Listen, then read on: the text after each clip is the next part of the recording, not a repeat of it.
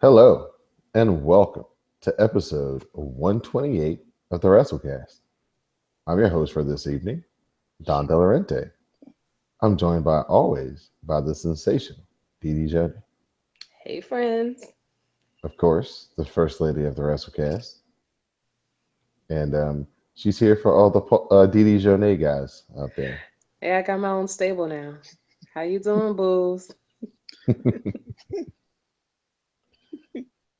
And next up, we're joined by Mr. Orlando's finest himself, none other than the reigning and defending guest of the year, Quintessential R.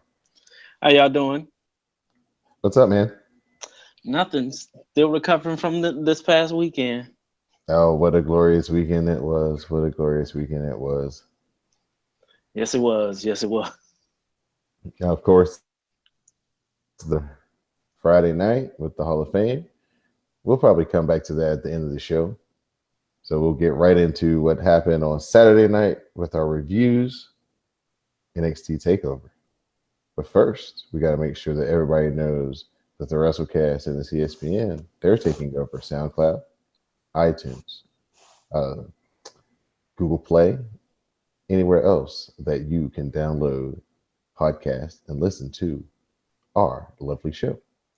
So first up, in the NXT TakeOver, we get Sanity versus Ruby Riott, Ty Dillinger, Roderick Strong, and Cash's own official guest partner because they shot an angle at Access in which No Way Jose got attacked by Sanity and couldn't compete later on in the evening. So Sanity, they're a big faction. Killian Dane really impressed in this match. He does like a drop kick, very impressive. But he hits the one-winged angel on Ty Dillinger after Ty Dillinger tried to get him up for the tiebreaker, but he countered it. And Sanity gets the win. I mean, you can't forget the one of the best parts of it. Cash is on those wrestling gear that's all throwbacks. Yeah, the Sacramento Kings. Oh, that was old dope. School jersey look. Yeah, and he did the impressive somersault over the top rope and land on his feet when everybody moved out of the way.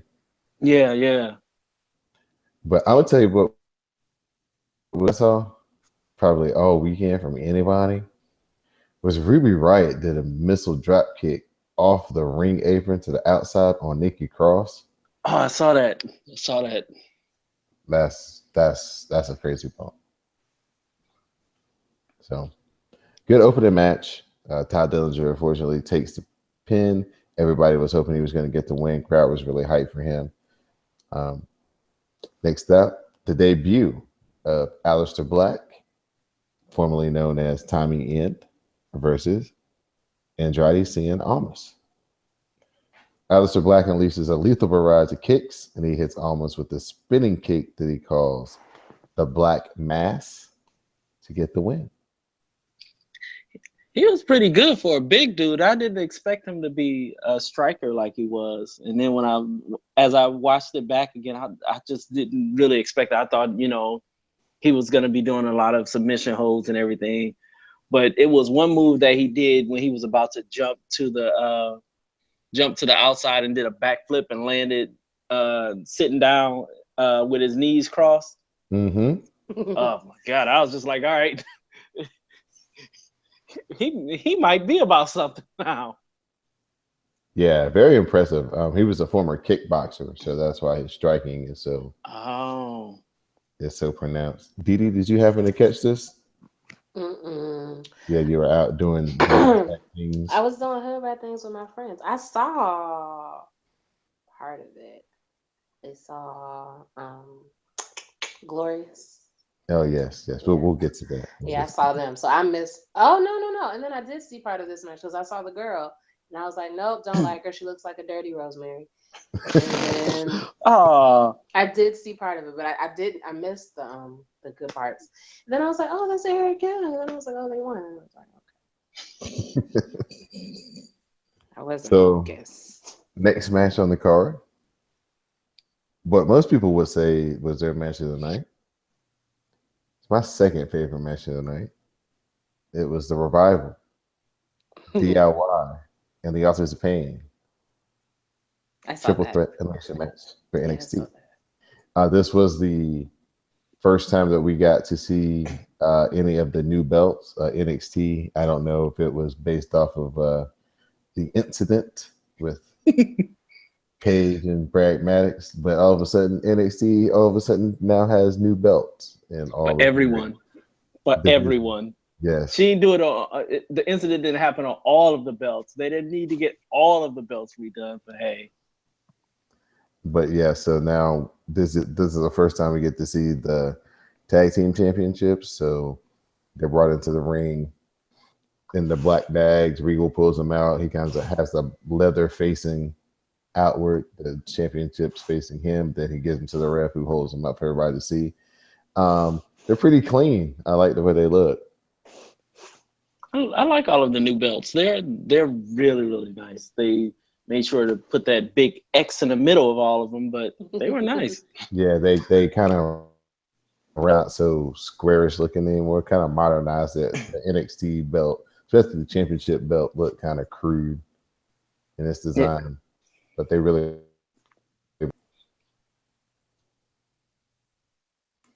So Regal, after he presents the belt and the match starts, the Authors of Pain in the elimination part of the match, they hit the last chapter on Ciampa and they eliminate. The strategy and the story of the match, though, was that the Revival and DIY were teaming up to go against the Authors of Pain. So they were kind of working tag team spots amongst themselves, trying to eliminate Authors of Pain. So it was really cool. It was like, I forgot who it was exactly, but I think it was like Dawson and Ciampa teamed up to do like the Shatter Machine.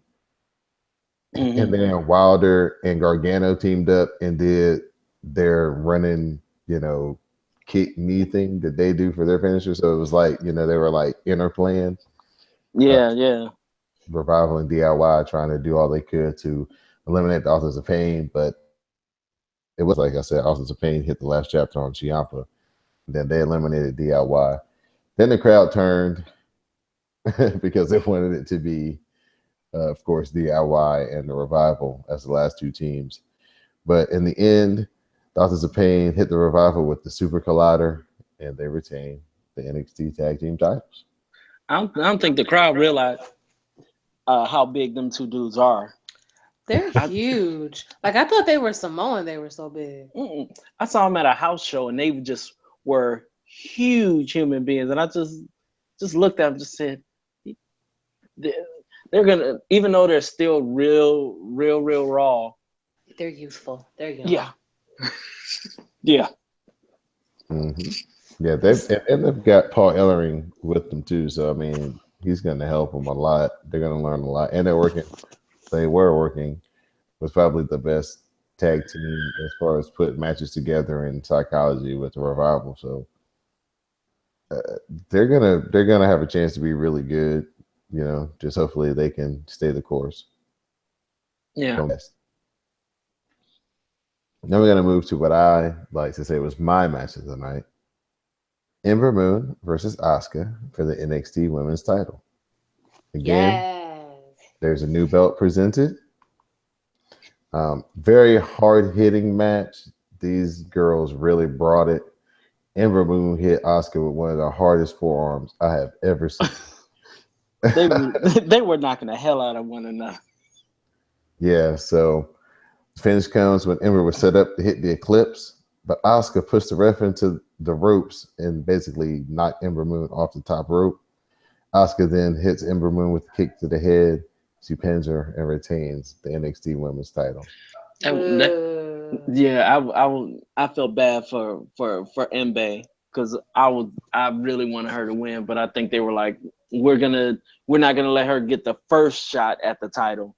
We can't do it the first time, but the next time it'll probably be some sort of stipulation to where she can win it. But that was the match of the night, and that ending was just one of those. I'm gonna get out by the skin of my teeth. It's gonna be a heel win, just so I can say, "Hey, I got the title." That's all. That's all that needed to be done. So now they're gonna turn Asuka really, really into the heel versus Ember. Yeah, I liked it. Hashtag heel life. You know how we roll here at the Wrasslecast. Yeah, it was real. It was like you said. It was kind of, hey, she's pushing me a little bit more than I thought she would because, of course, Asuka was coming in as the cocky heel, who's Ember Moon. She's not ready. She's not on my level. And then she gets in the ring with her. She's a little bit tougher than she thought, and so she had to go to a bag of tricks. No problem with it. Thought it was well done. Next up, main event: the glorious champion Bobby Roode versus Mr. Shinsuke Nakamura. Of course, they have the battle of the entrances again. As this time, we just get Nakamura's music playing as he's behind a white sheet, just doing his dances, kind of getting like he's getting hyped up to come out. The sheet drops, and then there he is in his red and black, looking like Michael Jackson Thriller circa 1984. Comes down the aisle, makes that fantastic entrance as only Nakamura can. And then Bobby Roode, he gets kind of the Rebby Sky piano preamble. They lead into, of course, the music, the rotating podium. That's a really good song. White robe. It really is. It's really good. Like, I was in a moment after things happened later in the week, and I was on YouTube looking up how they made the song, and I was like, God damn, like this is amazing. I swear, as soon as you hear it, I have it on my workout playlist right at the end. So when I'm done, it's the last one I hear. It's lit. But I'm mildly like, you people. So when I see like the white men in the audience like getting really into it, I'm like, you voted for Trump, didn't you? So this is kind of what I felt was a classic like old school NWA championship match, like a old school main event style match. I don't really know, and I'll probably talk about it a little bit in depth, a little bit more when we talk do our WrestleMania review. I just don't know if the crowd these days, the younger people who go to these events, the hardcores who go to these, especially this NXT event, are programmed to like that type of wrestling in 2017. I think some of them are, not for the most part. I think they're just like there needed to be such and such many spots and this, that, or the other. But I got it. I was in, but there's not a lot of people that watch the old school parts on the network. So how that goes. Right. So finish comes with Roode hits a chop block on Nakamura on the top rope, and he gives Nakamura like a tornado glorious DDT to retain the title and get the win. And that was NXT TakeOver. People probably were coming into this one not with a lot of high expectations. Really, in the last line of takeovers, this was probably the one that had the least fanfare, the least talk, the least buzz. But again, I mean, they deliver. I mean, anytime the Revival and DIY are anywhere near the ring is fantastic. I like Bobby Roode. I like watching his matches. I grew up watching matches like that, so it feels like a throwback to me. And I thought Ember Moon and Asuka just tore it down. So I was satisfied. I think it's one of those things, how everyone is like, all right, so who's going to be around after WrestleMania anyway?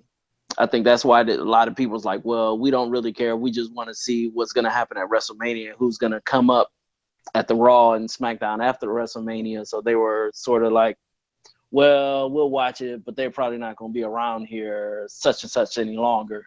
But even if people were leaving, and we'll get to that later, but even with people leaving or not, it was a hell of a show. No doubt. No doubt. Again, you're listening to the Wrasslecast. I know that we've got a bunch of probably new people listening for the first time. We can be found on www.cspn.us. You can interact with us at the Wrasslecast on Twitter. My Twitter handle is at Don Delarente. My co-host's Twitter is at DD all one word, and that's two E's in each DD and Jonay. And our guest, his Twitter is Quintessential R. Quan, spell it out for him. Sure. QUANTESSENTIALR.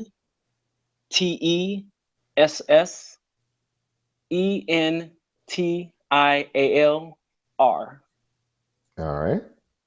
And before we get into what everybody came for this weekend, the WrestleMania review, we've got a person who was in the stands, Mr.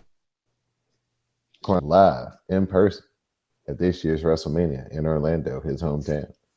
So first off, just tell us about, that day and maybe the night before. Could you sleep? How excited was the anticipation building up, and then just kind of, your WrestleMania experience? Oh, I really couldn't sleep. I'm already an awful sleeper, but I couldn't sleep that night. So I was already up at like 5 a.m. because I was excited to go. And I had linked up with some folks with a Facebook group that I'm in called True Hardcore Wrestling Fans. And they had people coming from all over that was in this group that were coming down to Orlando. So I was like, well, I'll go out to breakfast with y'all. That was at 11. So the whole day I'm like, I got my tickets together. I'm trying to get stuff together, trying to make signs. And of course I was late for everything. So I go out, I end up going to breakfast with them with a bunch of folks, and they were cool as hell. And the dude that I sat next to was from Scotland, as a matter of fact. And so we're sitting down at this place called Kiki's, and he's like, usually in Scotland, we just have like tea and toast. And he's like, I don't know what to order. So he orders this big plate of French toast. There's like 6 pieces of French toast going across it, and his eyes just got huge. So we was laughing and joking with him. Another guy ate so much he almost passed out. We're sitting up there, us as wrestling fans are sitting up there telling him to tap out at the table.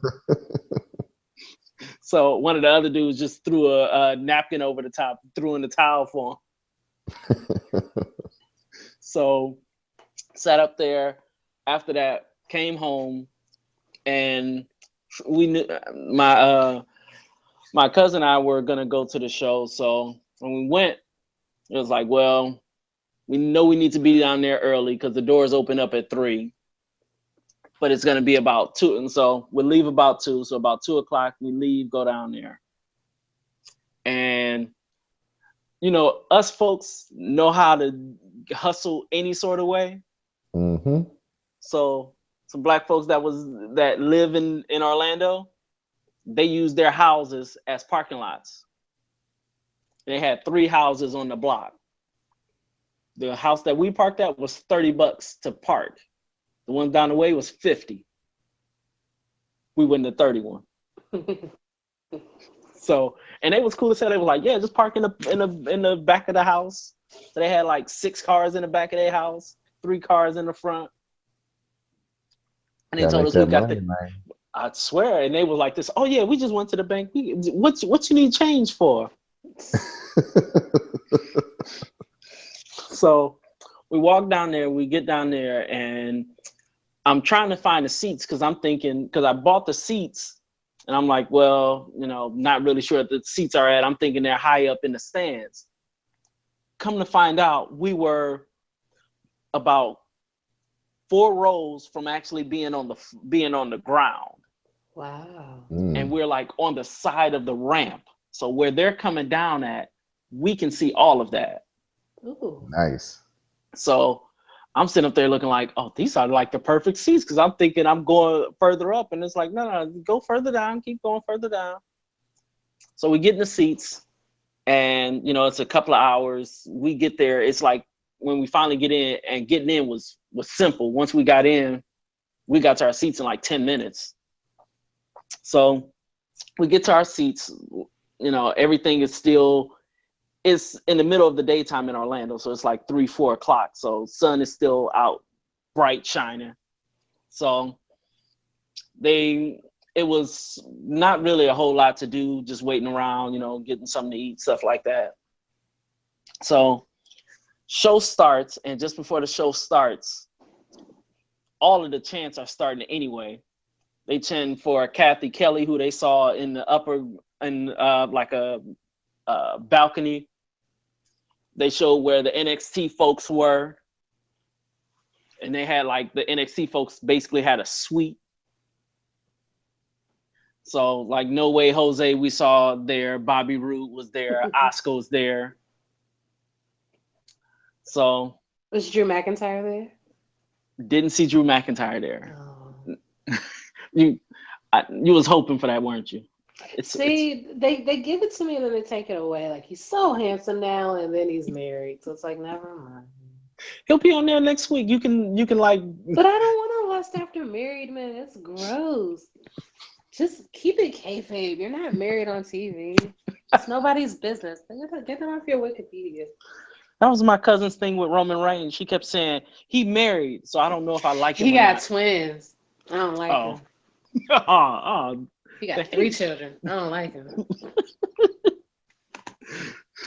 So we get the show started. Luckily, I had an extra charger with me because it was gonna be a long day. So they start the show, and I'm thinking the Dean Ambrose Baron Corbin match was gonna be on the main show, but they had it on the pre-show. Mm-hmm. I wish I could have said no to pre-shows, but hey, I was there, had to watch it. So my cousin actually kept calling Baron Corbin Michael Corbin. She said she wouldn't say his name right because she didn't like him, so she didn't need to say his name right. Wow. So we had a ball watching that match. And I'm trying to go down the line and go through my pictures at the same time, because I'm trying to remember the match order. So we're sitting. So we go from there. So we watch. Well, how about this? As we go into the reviews, we'll start the reviews now, since you're up to the show starting. Go ahead. And then as we talk about the review, it'll probably trigger something. All right. But overall, when I say it was, I went to the one in Detroit, which was great. I enjoyed it. But this one, I just kept looking at stuff and going, this is fantastic. Like, they had a ring, they had built like a balloon ring above the ring, to which I said to my cousin, Shane might jump off of that thing. We're not going to put this out of, it might happen, because he's stupid enough to do some stuff like that. But the atmosphere was crazy. It just was. There was a dude dressed up like Hollywood Hogan. I took a picture of that. I called it Black Becky with the thick thighs, because she was dressed up like Becky Lynch with the hair and everything. It was a bunch of people had titles, in their hands and stuff like that. And there was a Macho Man, someone dressed up like Macho Man, to a chant Macho Mania rose up at one point. But it was amazing. I think when I go again next year, I think I'll probably try to get either seats in that same area or a little bit lower. But it was just, everything is just huge when you go there, and you just kind of don't know where to put your eyes at. But it was amazing. We can go through the match order, because I got pictures. I can't go through all of them. It's too many. It's too many of them. All right, so we start out with the Say No to pre-shows, DD's favorite. We kick it off with Austin Aries versus Neville. What was really cool about this was a lot of people were in their stadium when this happened. They were showing some of the 205 Live.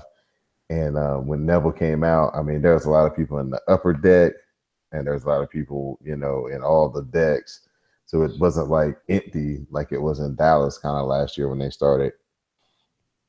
Not at all. It was I'll say 75% to capacity by then. Yeah. So of course, this is for the cruiserweight title. Neville escaped the last chancery by gouging at the orbital socket that Aries broke earlier, well, last year now in NXT that he just recovered from. Neville then hit the red arrow and he got the pin to retain the title. Again, hashtag heal life. Oh, that was one my cousin sitting next to me was talking about Austin Aries when he came out. Mm-hmm. Talking about she loved him from behind. I'm like, oh God, really? Really? Really?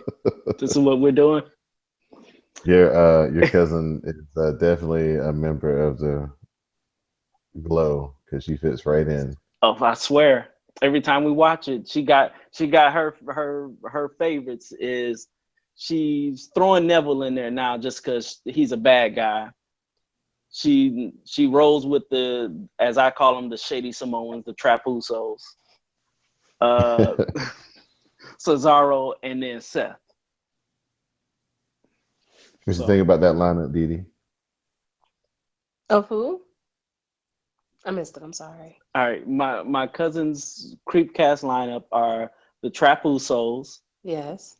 Austin Aries now she's added. Yes. Neville. Come on, Evil Elf. Yes. Cesaro. Yes. And her main baby daddy is Seth. That's her main one. She's got good taste. Mm-hmm. Oh, she was mad at Seth for a minute. She was like, he was sick and he didn't call me. That's funny.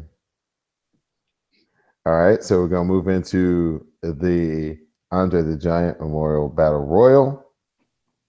Killian Dane from NXT is in the Battle Royal.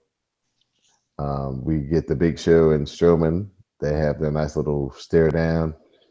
Gets broken up by who else but Didi's Ginger Bay, Sami Zayn. But ultimately, the two big men do get back together, which leads to Big Show being eliminated by Braun Strowman. Oh. After Big Show's eliminated, then everybody tries to eliminate Strowman. They are eventually successful. And so then, with the two big monsters out, you have a free-for-all, and nobody knows who's going to win. So gets down to the final four. Sami Zayn is not one of the final four. Jinder throws Mojo Rawley outside the ring through the ropes. Somehow they wind up right where Rob Gronkowski's sitting. They start jawing because Jinder is not, easing up on Rob Gronkowski's boy Mojo Rawley. Jinder takes his drink, Rob Gronkowski's drink that is, throws it in his face. Jinder gets Mojo, throws him back in the ring. Rob Gronkowski hops the barricade. The security guard stops him, makes him kind of hop back over. Then he just says, fuck it, goes back over the gate, takes your shirt off. Jinder doesn't know what's behind him. He turns around. Rob hits him with the pounce. Him and Mojo, after Mojo recovers, they have a nice little moment in the ring. And that all leads to Mojo Rawley eliminating Killian Dane and Jinder Mahal to become your 2017 Andre the Giant winner.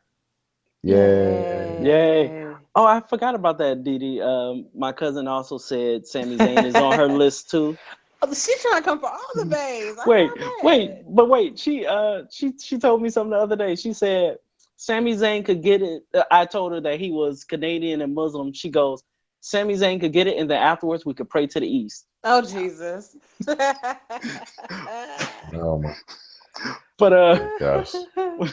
But no, you should have seen the crowd was hype as hell once they saw Gronk down there, because it wasn't like they were hiding him. He was right there, but just the way they looked at him and Mojo looked at one another. That's why I said, you know what? Find you a friend that looks at you like Gronk looks at Mojo, because they just was like, we about to go drink after this. So there was your Sports Center moment right there. Last match. Oh yeah, they was all on ESPN the next day. Like, Do the Patriots know? Can they get rid of him? I was like, dog, he just did one move. He good. So, final match on the pre-show: Baron Corbin versus Dean Ambrose for the Intercontinental title.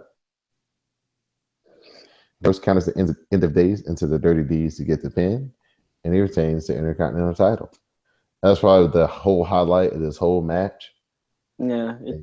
He kind of did like the end of days. He got him on the arm when he went to cradle him and slam him down. Dean just swung, kept his momentum going, and did like a loop-de-loop and landed on his feet, and then caught him in the end of days. For some reason, like I put on Twitter, just 2 years in a row, Dean Ambrose has had like these boring ass matches at WrestleMania, and I'm starting to think that is Dean Ambrose. Mm-hmm. It might be because he always talk about he likes his matches to be unpredictable or some craziness like that. It's like, let's just have a good match. It's not really asking a whole lot. Mm-hmm. Well, and to me, it kind of like Dean Ambrose is like a gimmick match guy. I'm not really here to see him match. Now, if it's like when we preview SmackDown later, what they did at SmackDown should have been the WrestleMania match because it was 10 times better than what they gave us at WrestleMania. But the element of the match was totally different. And I think that Dean Ambrose that's just the kind of wrestler he is. He works better in that style of match. So we'll get to that later in the show. So now we're starting the Mania cast. Thank you to everybody who came out and showed love and support, to all the new followers and new listeners of the podcast who found out about the Wrasslecast and what we do here on CSPN for the very first time through the hashtag. We welcome you, and hopefully you stay around. We have a pretty cool community. Everybody's involved, and everybody gets along. So hopefully you'll have fun and enjoy the ride. So start out with the New Day. They welcome they can. How big was the pop for the New Day? Just the beginning after the America the Beautiful and the flyover and all that. What do you remember about that? Oh, that pop was huge. And then see, because when you're in the stadium, you can't hear the commentators. I know that they said there's some radio thing you can buy so you can hear them. My cousin looked at me, he's like, "The hell are they wearing?" So then when I watched it back earlier today, I was like, "Oh, so it's Final Fantasy," because I never played Final Fantasy, so I had no idea what they were looking like.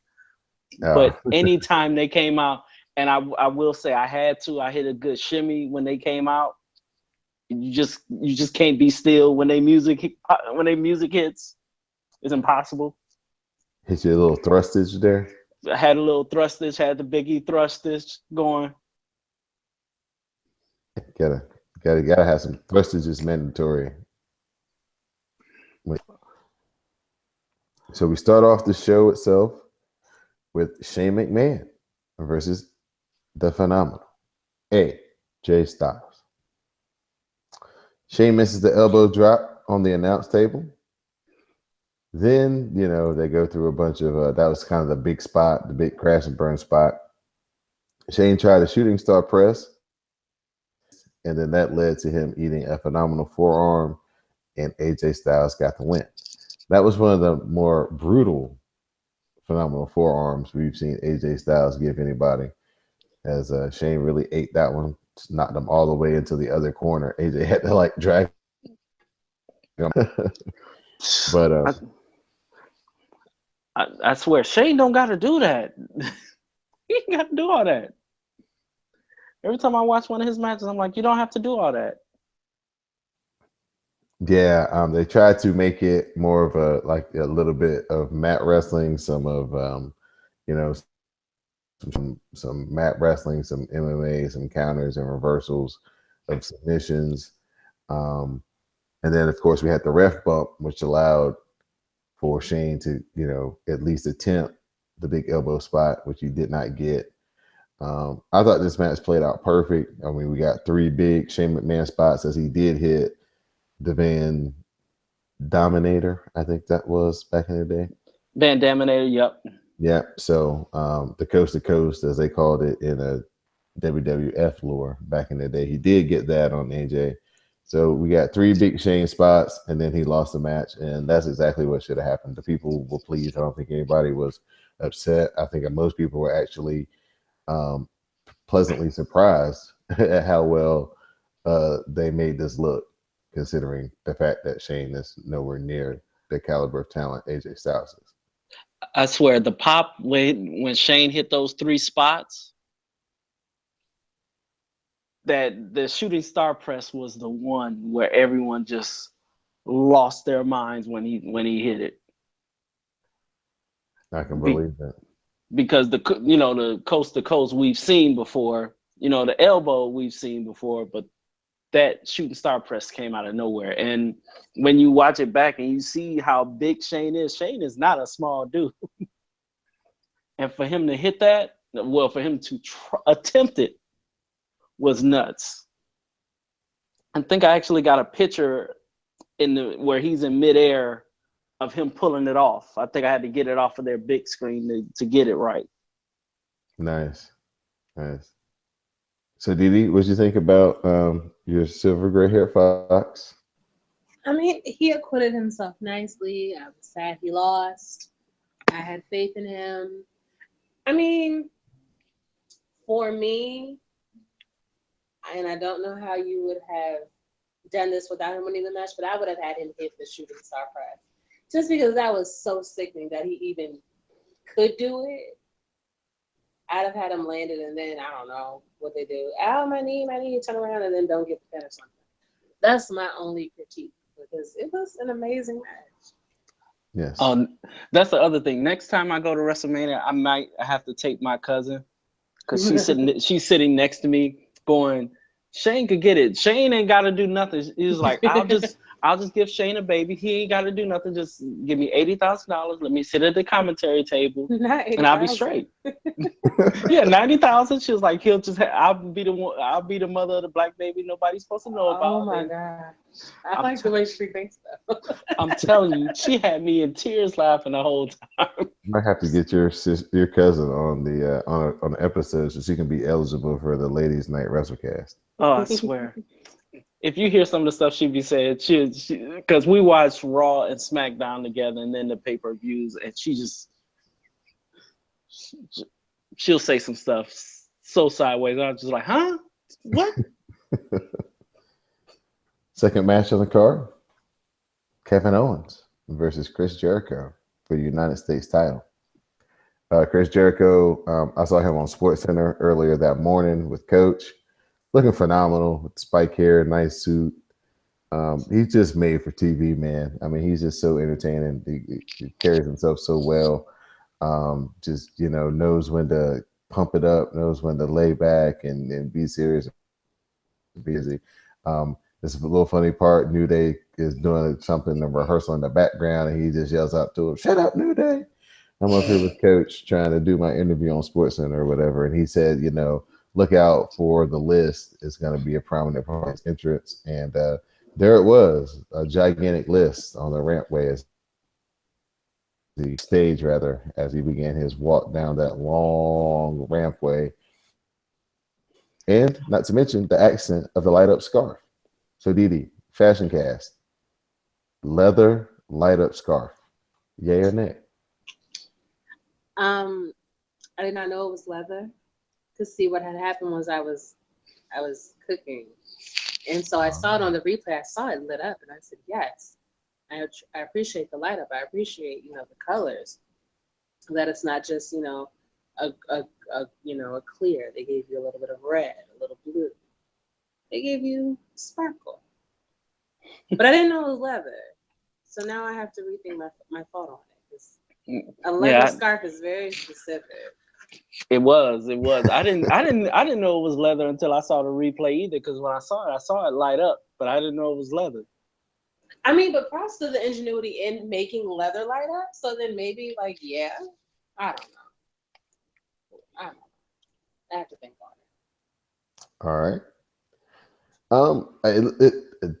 My personal critique in this match, it looked to me like Kevin Owens was nervous, He and probably it was. looked like he was maybe rushing a little bit. Like in the very, very beginning, they kind of looked like they were a little off, like a half a step.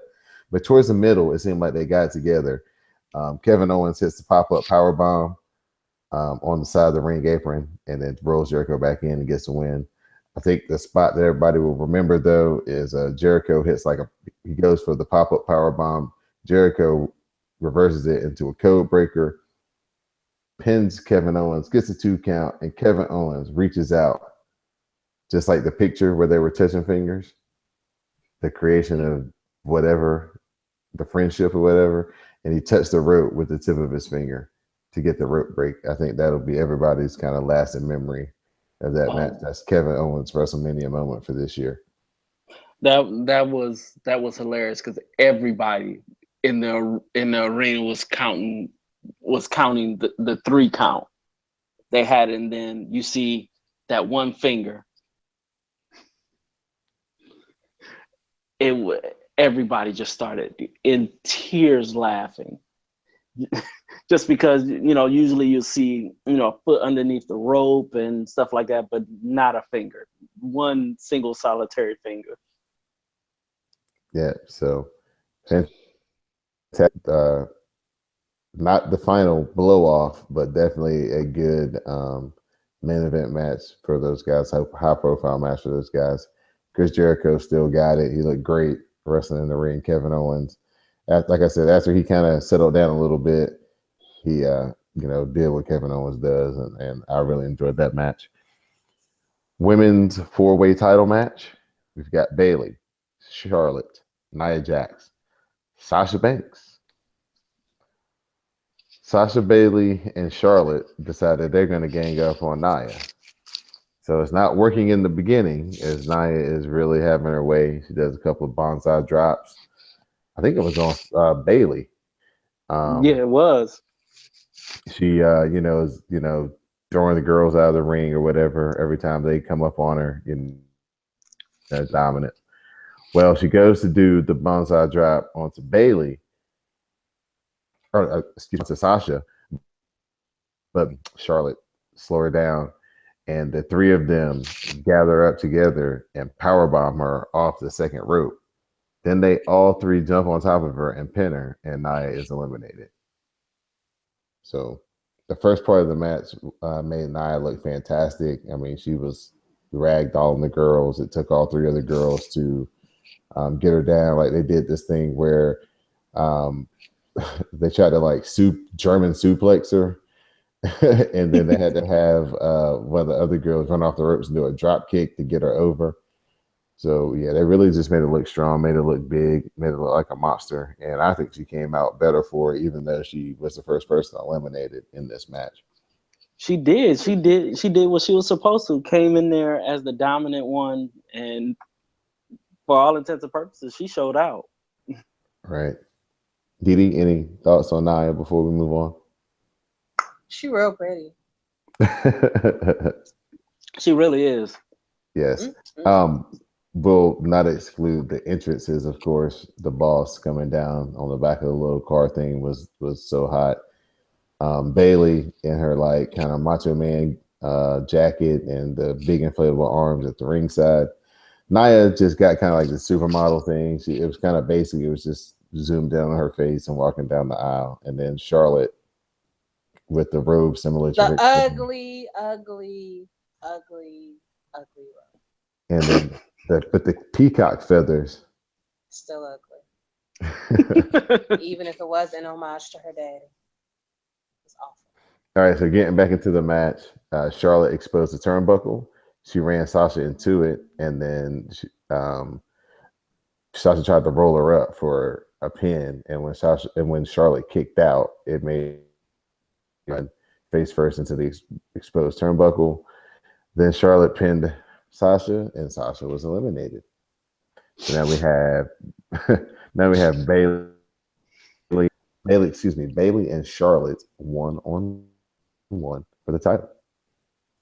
Bayley gets down from the Tree of Woe after Charlotte ran into the same exposed turnbuckle that did in Sasha. Bailey then hit the Macho Man elbow to get the pin and retain the Raw Women's Championship. Yeah. It was a good match. The only thing is I wish they had Bailey win it at WrestleMania. I thought it would have been bigger then. Right. Like she would have, that's when she would have knocked off Charlotte's undefeated streak at pay-per-views.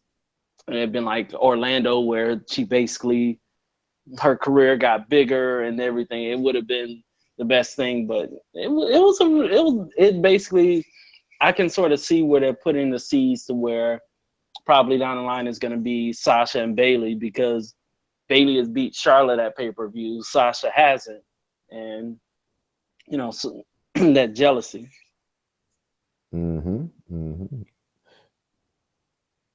Next, we'll move into the highlight of the whole show. Enzo and Cass, the Good Brothers, and Cesaro and Sheamus, the Raw Tag Team Triple Threat Ladder Match. Just before the match begins, the New Day comes out.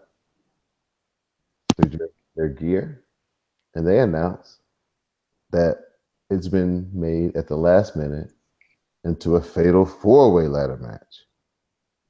They build it up. They make it seem like they're going to be the ones to insert themselves into the match, which at the time I was kind of looking at it, I'm like, I guess okay, but I'm not really feeling it a lot. When they announced that the fourth team is going to be Team Extreme, the Hardy Boys. That's my one sticking point of the night. I'll let you take it from there. The one sticking point of the night, I heard you had disappointment here. See, here's what happened. At this time, it's now 7:00. We done been there since 3, because it's like, I'm thirsty, so on and so forth. I don't really, I want to see the match, but we can go to the concession stand, so on and so forth. Already we're going there when Cesaro is coming out. So we're at the concession stands. They're taking a little while.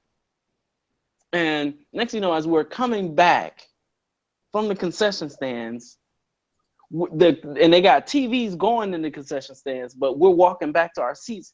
As we're walking back to the seats, literally the stadium shook when they announced the Hardy Boys. And this whole time, we're trying to go up the stairs. Everyone is standing on the stairs, blocking. I swear I never wanted to elbow people in my life. So I caught the last part of the pop of what they did for the Hardys. So when we finally got up there, we saw the Hardys walking down. That sucks. And I was, and I looked at her, and I was like, we really could have waited. Really couldn't have waited. And then should have got your drink at the pre-show. We had drinks during the pre-show. We had drinks during the pre-show. You drank all your drinks? Drank all my drink. They was like $5. You couldn't exactly hold on to them. It was hot. Well, so we come back and we watch the match, and I'm just like, people was just like all in the way. Even people that's not in the seats where we at, where you want to pull that thing like, look, you ain't even supposed to really be right here. You need to move out of my way. Your seats are up there. Move. But no, we got up there, and she looked at me and said, we really could have just waited till like they had the Pitbull performance. I'm like, yeah, we really could have. Really could have. And she looked at me, I'm really sorry about me being so thirsty. So I really didn't see it until I watched it back. Like the whole thing until I watched it back a day later, because I was like, I'll just fast forward it to that one part so I can see it. Everything else I remember I was sitting there for. That's the one thing I missed. But yeah, and I was pissed. And then next, we're watching that the music performance, and going, really could have went to go get a drink right now. Really could have waited. Really could have waited. So I missed, but I saw the rest of the match, but I missed that pop that they got. And I just was like, Oh, oh. So, of course, the ladder match. There's a whole lot of stuff going on. The scary part where Cesaro comes down and gets his foot and ankle caught up in the one of the rungs in between the rungs of the ladder and comes he's gonna break an ankle or maybe break a leg, but he didn't. And he kept right on going and grabbed Carl Anderson and swung him around 30 times. 30. Not and they were on point revolution wise too, Sam. I know you're listening. They weren't like 15 because the crowd was counting like half revolutions. So it was a full 30. So and the crowd was chanting as soon as they saw who it was. The whole crowd in unison is chanting delete, delete, delete. The entire time. He's not broken, Matt Hardy, in the WWE, but he definitely is cracked as well.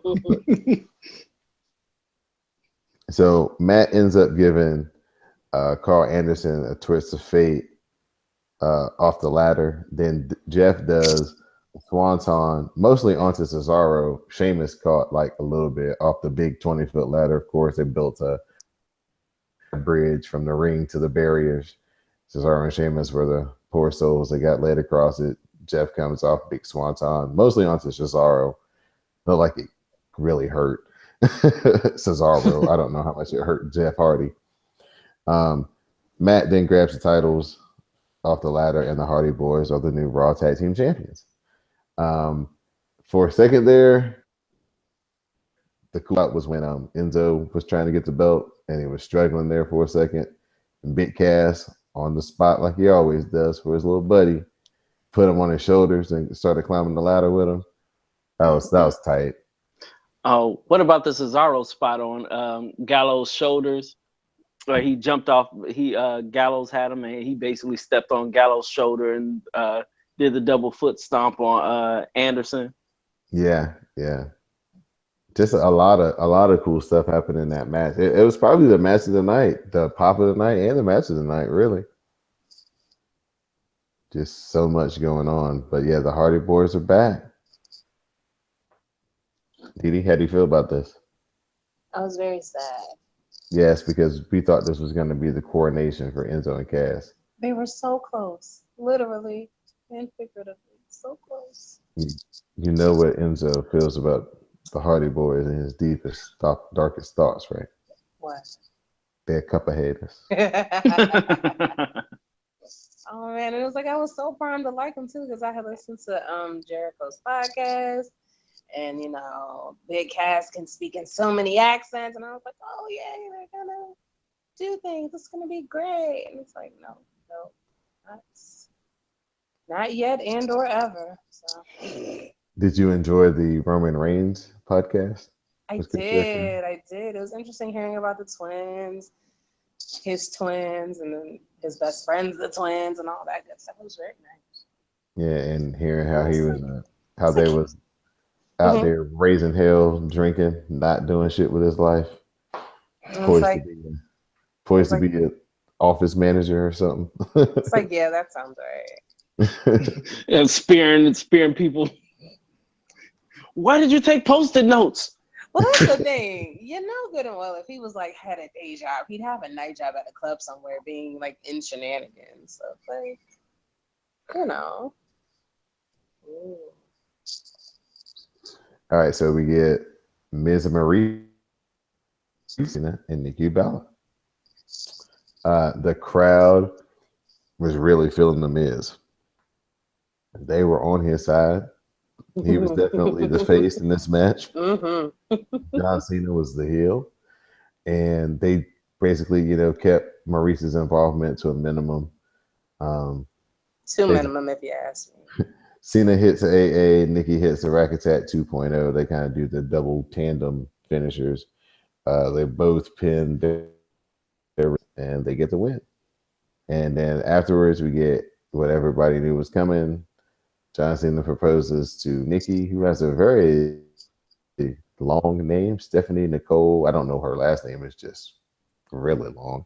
Bella. And she says yes, and they ride off into the sunset happily ever after. Do you guys think we're gonna have a wedding at SummerSlam? That's way too soon. Maybe SummerSlam like 2020. Please, please, and he gotta have them write up a whole new 70-page contract. Right, he gotta have contracts, prenups, baby clauses. We shall not be having one. Like, no. Rule number 27 of John Cena's marriage. Oh yeah, it's gonna take a lot of time. That child will be, walking down the aisle. I'm talking about Bree's baby. She'll be like, "Oh, hey, auntie." Anything special stand out from this part, Corin, as far as people around you in the stands, or? Oh, that part, people around in the stands just were. I mean, the Miz basically was the face of the match. In the arena, they weren't. It was nobody wanted Cena to win. They just were all,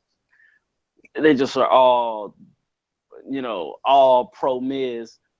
And as my cousin sitting next to me said, see, all of y'all that think Cena sucks, all of y'all unattractive. I love her. So, oh my gosh. So then when he went through the whole thing and getting down on one knee, I'm just like this. Oh, so he about to marry her. And during the whole time, they have great Wi-Fi in the stadium, so I'm on Twitter at the same time. And I saw somebody being, petty and saying, now Nikki has more rings than the Falcons. Damn. So as I watched it, I was like, oh, I sort of checked out after the match. I was like, oh, so he's going to marry her. But I was just amazed that he wrestled a whole match with a ring in his pocket. I was, that's amazing that nothing broke in that thing, or it was still, whatever. But it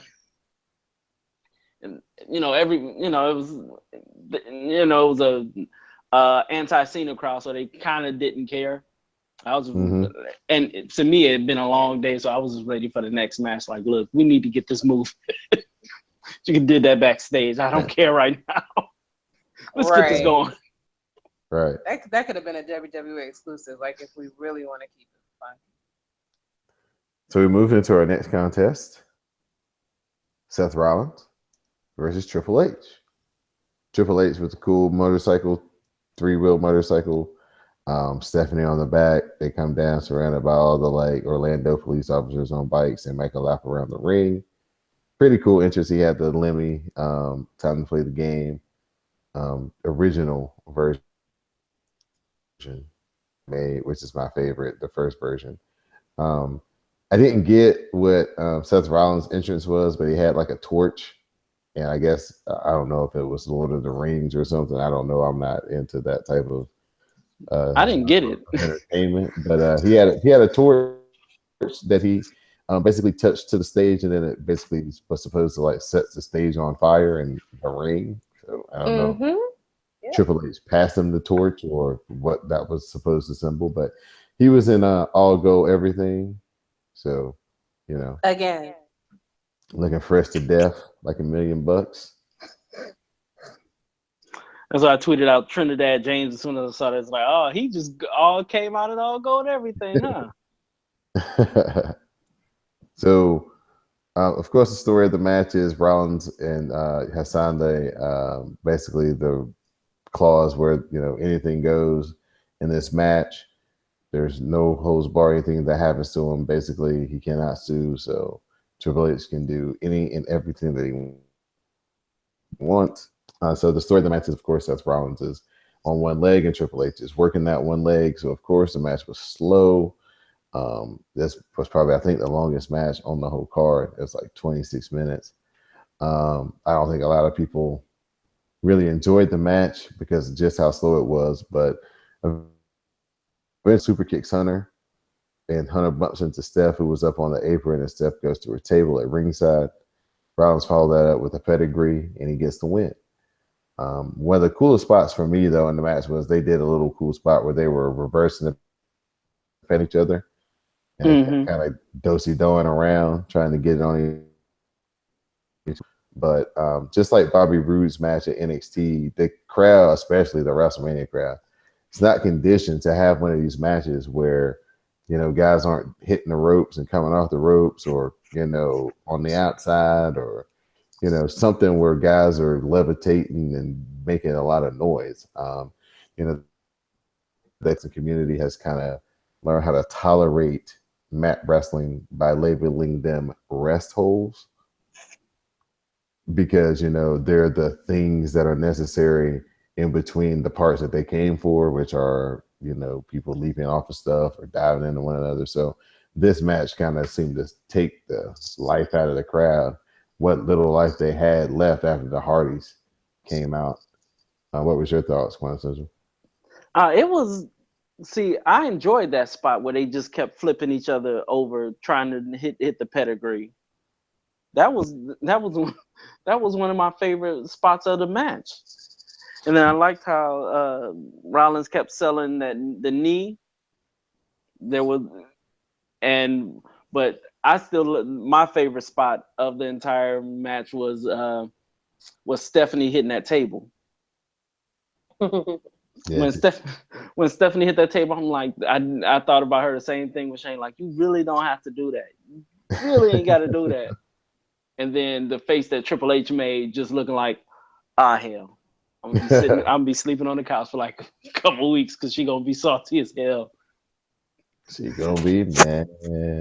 She gonna be mad. It's like, and he'll have to go backstage like, babe, see what had happened? It was like he had kicked me, right? And I stumbled and like a rock was in the ring. A rock was in the ring. Something flew in my eye, and I like tripped. And but if you hadn't been there, you would have did that. See. Didi, any thoughts on this particular match? No, not really. I kind of appreciate how Stephanie always gets her ass beat at WrestleMania. Like, it does something for me. Yeah, I mean, well, she don't. That's the only time. I mean, all year she gets stuff her hand on everybody. So, I guess once a year, one time a year, right? Yeah, just once. She don't take that shit during the year, but at WrestleMania. WWE title match time. We've got All Lives Matter, Randy Orton versus Bray Wyatt. Randy Orton hits the RKO out of nowhere and gets the win to become the new WWE champion. Yeah, definitely not a fan of the booking. Thought that they definitely should have kept the belt on Bray. He should have won this at his WrestleMania moment. Quan, how well could you see the holograms when Bray did the spider walk in the corner? Oh, the holograms were awesome and disturbing all at once. Because you weren't really expecting it, and they weren't like, they were literally flashing. And we had to look at the bigger screens to actually see it. Mm-hmm. So next you know, the lights will go out, flick, flick, and then you see maggots. And then later on, flick, flick, flick, you see like cockroaches and stuff. And it was like, what the hell are y'all doing?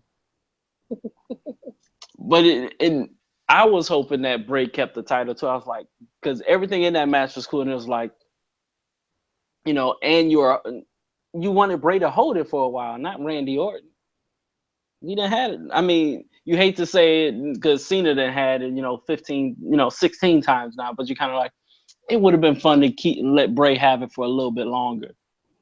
And, have the Extreme Rules match and then change hands. But it was cool as hell seeing it. And then actually, because that's the first time I've seen Bray Wyatt in person, the whole Fireflies thing, I got a great picture. It is cool as hell. Like, everyone in the arena is, they have their flashlights on, and I have this whole picture of nothing but lights. And that's all you see in the entire arena. That's awesome. Didi, go ahead and get your negative Randy Orton comments in. All Lives Orton can kiss the blackest part of my ass. He did not earn it. He did not deserve it. And I want Sister Abigail to come snatch it from him when he least expects it. I call him RK All Lives Matter. And every time you come up on screen, RK All Lives Matter. I ain't forgot, damn it. You still you still on that list with racist Hogan. Yeah, I ain't forgot. Next up, Universal Championship time, as we have Brock Lesnar versus Goldberg. Brock kicks out of the jackhammer. Brock leapfrogs the spear attempt, then takes suplex city. I think it was 6 straight German suplexes. Then Brock, after the 6 German suplex, Brock kicks the F5 on Goldberg and becomes your WWE Universal Champion. How many German suplexes did y'all count out? Because when I was there, they were counting wrong. I think it seemed like it was right. It was 10. Because they started at 4. Because he did 3 and then he got up. Mm-hmm. And then when he started back again, everybody started with 4. Mm-hmm. So I think they were right.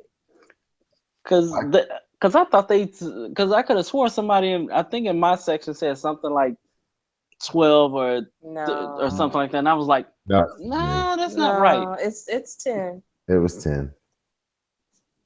Yeah, and all that happened in 5 minutes. It was great. It was great. Yeah, they know his limitations. Right. Goldberg still got to bully him a little bit. Mm-hmm. It's great. Yeah, it was like a heavyweight. It was like 2 big super heavyweights going at each other. Like, it's not really gonna last that long, and you don't want it to. But somebody got their ass whipped, and that's all that you really wanted. I swear, I think somebody timed it. They said it was about 10 minutes. It was like that. What boxing match was that? It was like Hagler Hearns, where both of them just throwing bombs, and neither one of them are gonna go past anything but 10 minutes. At that point, somebody was gonna fall. Right.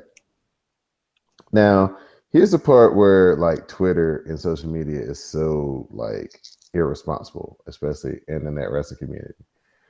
Okay, we got a 6-hour show. We're getting late into the night, and we still haven't seen SmackDown.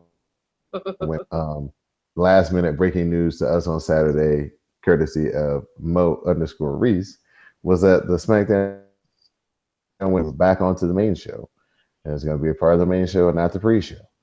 So as we're getting later in time, looks like it's starting to become a factor. There starts to be this rumor that, oh my gosh, they got their match cut, and this nasty talk starts going up and down the timeline. I just like to inform people they're on their own network. The have is the building time, and most of the time you have the building until midnight, and then anything that goes after midnight, half hour, 10 minutes, however the city that you're in the mind for being overtime. So I think that they can fit the bill if they have to go overtime in a building, and B, they have their own network, so they're not set on a hard fast time to stop a show. It's not like they're on USA. SmackDown got to end at 10 o'clock. No ifs, ands, or buts. So the WrestleMania, and there's a match that looks like it's not going to get on the show. They're not going to cut anybody's match anymore. It's not like they're going to be at gorilla position like a few years ago, the story Naomi told, where they're at gorilla position and they basically are like, oh no, y'all move to the back, get these guys up here, y'all's match ain't going on. That's not going to ever happen anymore. So don't want that ever to happen on the internet again. I was just like, come on, people, be smart. You're absolutely right. A lot of people said it. And I felt victim too, because I was just like, you know how like you pace a show? And I was just like, does it really make sense that they went from the pre-show to all the way back here? And I was just like, I think they got cut. And then I was like, well, wait a minute. I was like, no, they didn't. Like, it took me like maybe 2 minutes before the match, and I was like, oh no, they didn't get cut. But I was like, that's a hell of an upgrade from pre-show to like 11 p.m. Yeah. Well, I mean, it was once you got to the end of the night, you kind of figured out why it was where it was at. Yeah, definitely. But like as we went along, I was like, so they're before all these people? I was like, they're after it didn't really make sense. Yeah, it put them in a really, I mean, basically what was the co-main event spotlight. Yeah, basically. Yeah, so. And it all worked out for the best. So we have Alexa Bliss, Carmella, Natty, Becky, Mickey James, and our fave, Naomi. In a 6-pack challenge for the SmackDown Women's title. Naomi gives Alexa the rear view. Then Naomi does a crossbody on the other 4 men onto the other 4 women on the outside. Naomi gets back in the ring, and she makes Alexa Bliss tap to this new submission move that she's learned. Because that knee, and she can't do the split-legged moonsault as a finisher right now. So Naomi, and then she held it on for an extra few seconds too. Yeah, she did. She kind of cranked that thing once the bell rung a little bit later. And so Naomi retains the title. She had a fantastic entrance. No, she did not manage to slide the whole 80 yards down the ramp. No. You just don't understand how long that ramp was. She would have kept sliding. But they rushed all the other girls' entrances so Naomi could get the great grand entrance. And then she got in the ring and danced until her music stopped while all the other girls stand around and was real salty. I loved it. I did too. I thought Vince was going to be as petty as he usually is and say she couldn't win in her hometown. I was waiting on it. Same. But I believed. And I put her on my list anyway, and I got my point. Yeah. It's one of the only points I got that. So now we get to our main event. The big dog, Roman Reigns, versus The Undertaker. It is announced that it is a no-holds-barred match.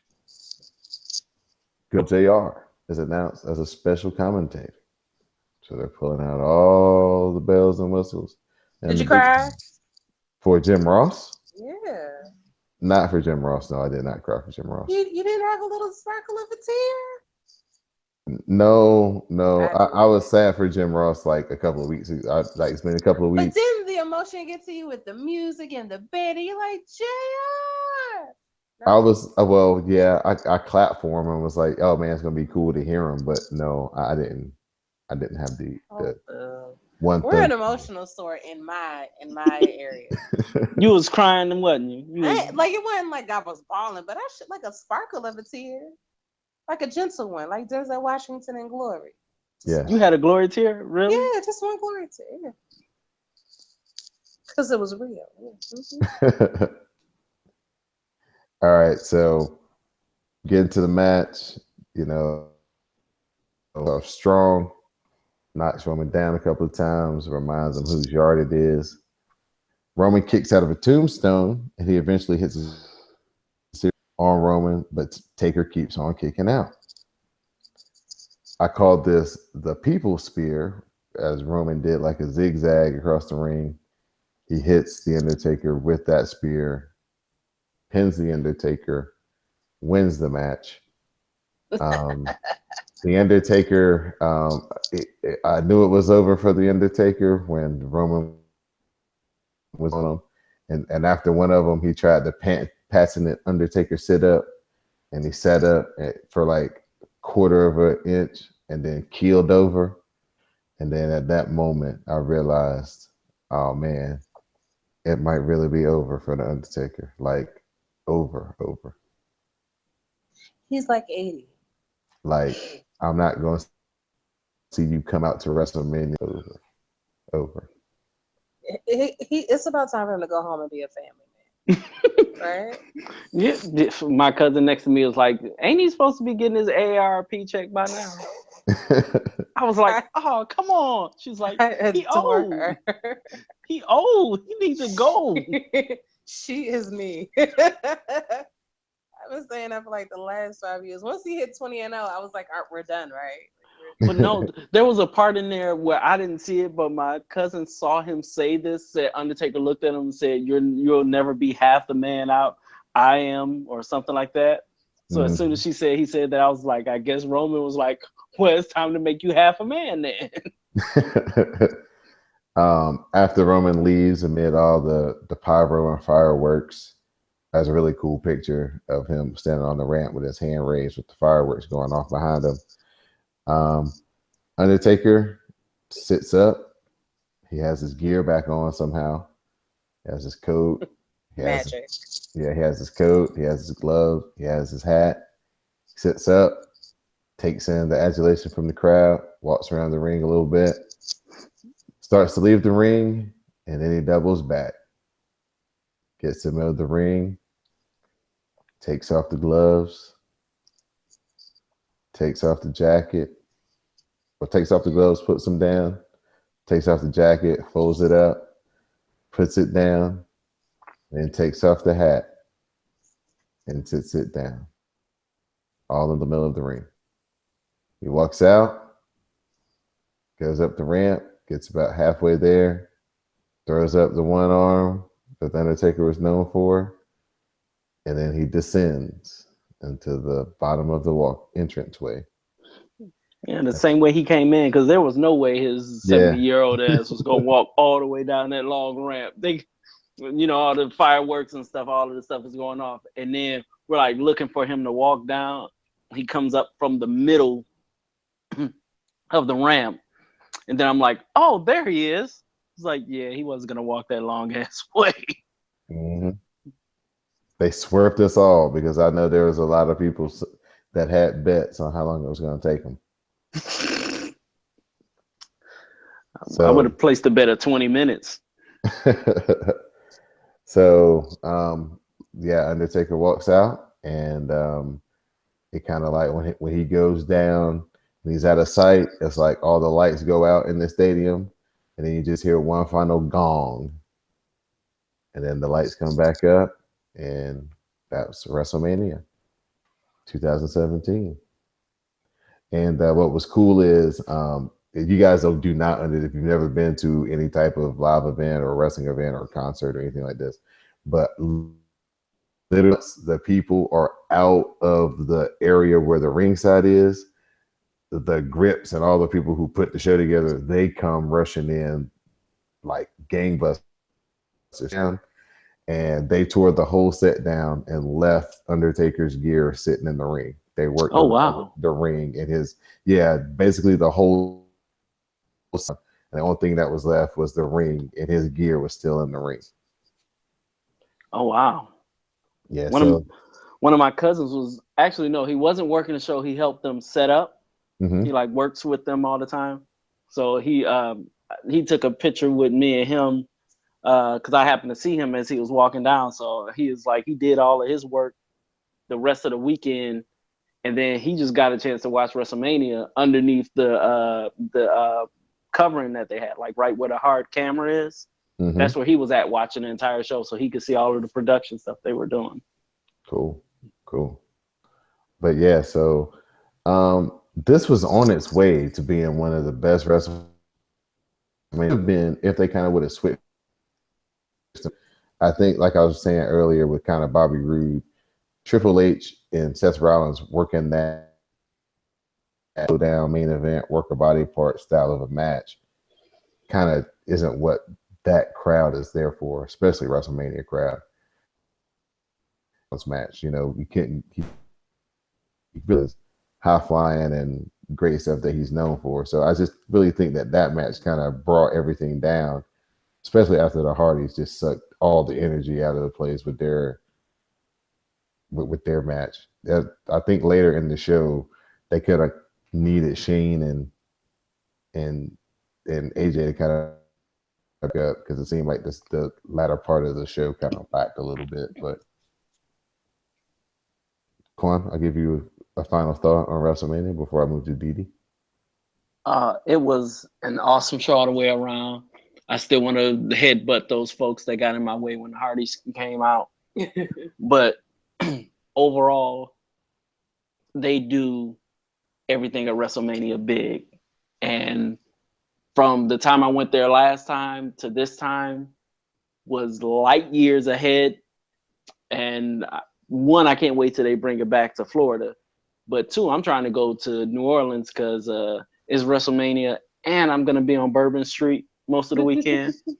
So if I wake, so I know I'm gonna take not only that from Thursday off, Thursday, Friday off, probably Monday, Tuesday, and Wednesday of the next week off. I'm gonna be lit. Just take a. Can I get a vacation slip, please? I got some days I need to take off. Just give me about a whole week off. Just understand I'm not gonna be back here until Thursday. If I come back any earlier, I'm not gonna care. Dee, your final thoughts on this year's WrestleMania? It was lit. It's still too long. I know that we want to make this, like the main event of sports entertainment, but what time did the pre-show start? 5? 5 o'clock. And it ended at midnight? Yep. That's involved. That's a whole lot, but I'm prepared. If we're gonna do it in New Orleans next year, my body is ready. My liver will be ready in time. Get a Henny and get Henny and some Red Bull. Or I'm finding some ways. I'm gonna go ahead and find that thing you can sneak up. They have a hide a flask thing. I'm gonna find one. No, they have that where you can put it in like your purse, or if you're a woman, you can do it like in your bra. They got one you can put it against your thigh. It's like a bottle you can tie it up. I've heard of that. Yeah. Or I've heard of like tampons, but they're instead of tampons, they're just like mini flasks. But like it's options. It's ways around it.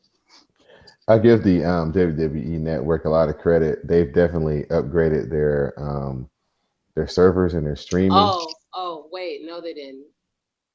Not for me. Well, I did mine through the Chromecast on my phone. I did mine through my TV. And I had no problems, no skips, I had no a restarts. 3-minute delay when Kurt Angle came out. Therefore, when the Hardy Boys came out, everybody on Twitter knew before I knew. Oh, you got behind? I was like 3 minutes behind. Actually, like from when Kurt Angle came out to the end of the show, I was like 3 minutes behind. Oh man, I had no issues, surprisingly, which is rare because usually I do have 2 when we have the bigger events. But I guess I should have stopped complaining because this is the first time that I've like really. No, actually, when Netflix and Chill, when Pre-Show and Chill came over, I had to restart it like 3 different times. Yeah, that might have just been because he was asleep. I'm trying to blame the guy, but anyway, yeah. No. Shout out to Spectrum's internet service they provide here, because I guess maybe that may be the difference. But at this time, we'll just like to let everybody know that they can support us here at CSPN and the Wrasslecast by supporting our sponsors. Go to www.cspn.us, click on the hashtag that says support our podcast. Click on one of the lovely sponsors like Skull Candy, where you can get nice audio headphones, you can get earbuds, you can get Bluetooth, you can get gaming headsets, DJ headsets, any of your audio needs you can find at Skull Candy. And if you shop through cspn.us, you can get free shipping on your order. And when you do buy something through Skull Candy, the money that you spend, a little of it comes back to us to help pay for our bandwidth and promotions and different things like that, to help keep the podcast free of charge to you. So please go to cspn.us to support our podcast and click and buy some Skull Candy headphones and help keep the podcast free. So we'll move into the Rawcast portion of the review. They start off the show with a video tribute to The Undertaker. Of course, this is the Raw after WrestleMania, which means there's a lot of bros and hardcore wrestling fans in the crowd. And it's the one night where WWE kind of lets them take over the show. So they were on their worst behavior this particular time. They were horrible. With the crowd chants "Thank you, Undertaker" for like 5 minutes.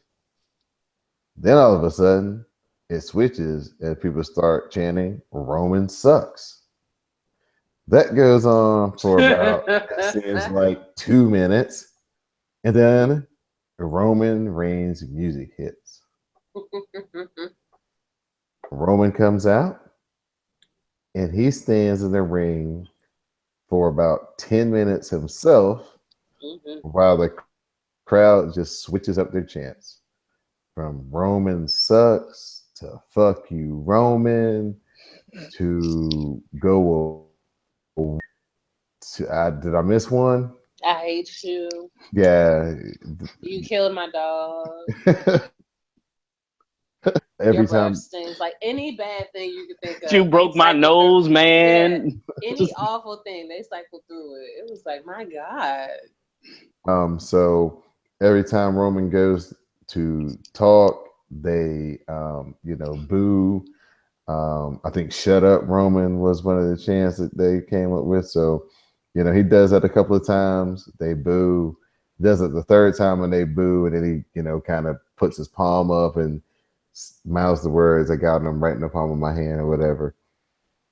So finally, he does power through all the boos and all the negative chants, and he just says the simple sentence: "This is my yard now," and drops the mic and walks out the ring. They were big mad. Oh, they were huge mad. They were just boo. And they said Bully Ray tweeted about it. He's like, he got 15,000 people in his hand. And somebody tried, they hate him. They hate him. He tweeted back, that's what they're supposed to. He good. That was some of the best TV in wrestling I've seen in a long time. That was real live heat. That's nuclear. People say nuclear heat, or they say, like, back in the day, you could feel the people and how mad they were. Talked to Roman about that. He was like, "Yeah, I could feel how mad those people were." I'm convinced that if somebody would have thrown something and it would have made it into the ring, it would have looked like WCW 1997 all over again. Wow. That's just how on the edge those people were. And I'll give the credit to WWE. Even when that was cool back in the day, they never really fell into that, part of that being a part of their thing. And so, even though this show that much class, at least nobody threw something, because I swear to you, I thought it was headed. I watched this 3 times just to make sure that it was as palatable, the hatred, that I thought it was. And yeah, it definitely was. And I didn't see this live, so I can only imagine it's like watching it live. Oh, it was good. It was good. They were, I mean, just the amount of chance. And did you watch the replay on like DVR or? Yeah, I did. Oh, yeah. It was. I'm just watching it going. Just all he needed to say was 5 words, and it was literally like he just kicked their dog. So, I don't know what's next for Roman Reigns, but he definitely just gained a new fan in me. I'm all aboard. If he keeps playing it like he's playing it, like he played it Monday night, then yeah, I'm all aboard. Didi, any last thoughts before we move on? All right. Opening match: the Hardy Boys versus the Good Brothers in a Raw Tag Team title. Gallows gets hit with 2 twists of fate, one from Matt, one from Jeff. Jeff hits the swanton, and Matt makes the cover and gets the pin. And the Hardys defend their titles on their first appearance on Raw in 9 years. Yes. To me, like, it sucks that they do like these rematches like this so fast. It would have just been cool for the Hardys to come out and cut a promo, and that's all they did. But I guess with the litigation and stuff, they can't really have them out there doing too much talking, because they don't want Matt Hardy slipping up and going from cracked to broken, because there's still this litigation out there on whether they or not they can use the broken Matt Hardy and Brother Nero gimmick. So I guess they'll just have to have them wrestle matches more than talk until this litigation gets cleared up. So Neville cuts an in-ring promo, which gets cut short by Mustafa Ali.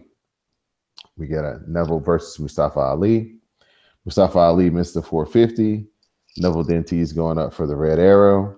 He stops. Then he applies the Ring of Saturn instead and gets the win by submission. I really like Mustafa Ali. I like the way I think he's like, he does some really cool aerials. I think that's what the cruiserweight needs to, division to help stand it out. So people can look at it and say, oh, yeah, this is the reason why I fell in love with this last summer. Thoughts? Well, I think they're just setting up Neville and Aries for the next pay-per-view. So it's like they're just going to try to keep them apart as much as possible. Mm-hmm. But just by throwing people in there. But it was a good match. Mustafa Ali kind of got at him, but the crowd just was on their own thing. It was the Raw after WrestleMania, and as they say usually, oh, it's the craziest crowd. Da, da, da, da. If you thought it was a drinking game to them saying the Ultimate Thrill Ride, it should have been a drinking game to them saying how crazy the crowd was, because you could have drank every 5 minutes. All right, they cut to the back before commercial break to show Vince McMahon arriving to the arena in his limo. Come back from break, Vince comes out. The crowd chants, "Roman sucks," to Vince. He goes, well, okay, thank you for letting me know how you feel. Vince announces that next week that they're going to shake things up between Raw and SmackDown. They're going to have a superstar shakeup. Then he talks about, Stephanie going through the table at WrestleMania. The crowd cheers. And, he's like, that's very insensitive of them. And they get even louder. He says, it's messed up and that they're sick. And they really go off the chain for that.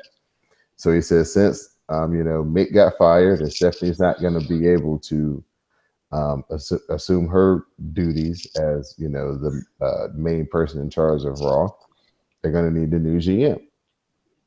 And he's here to make the announcement. So he goes to announce a new GM, and holla holla.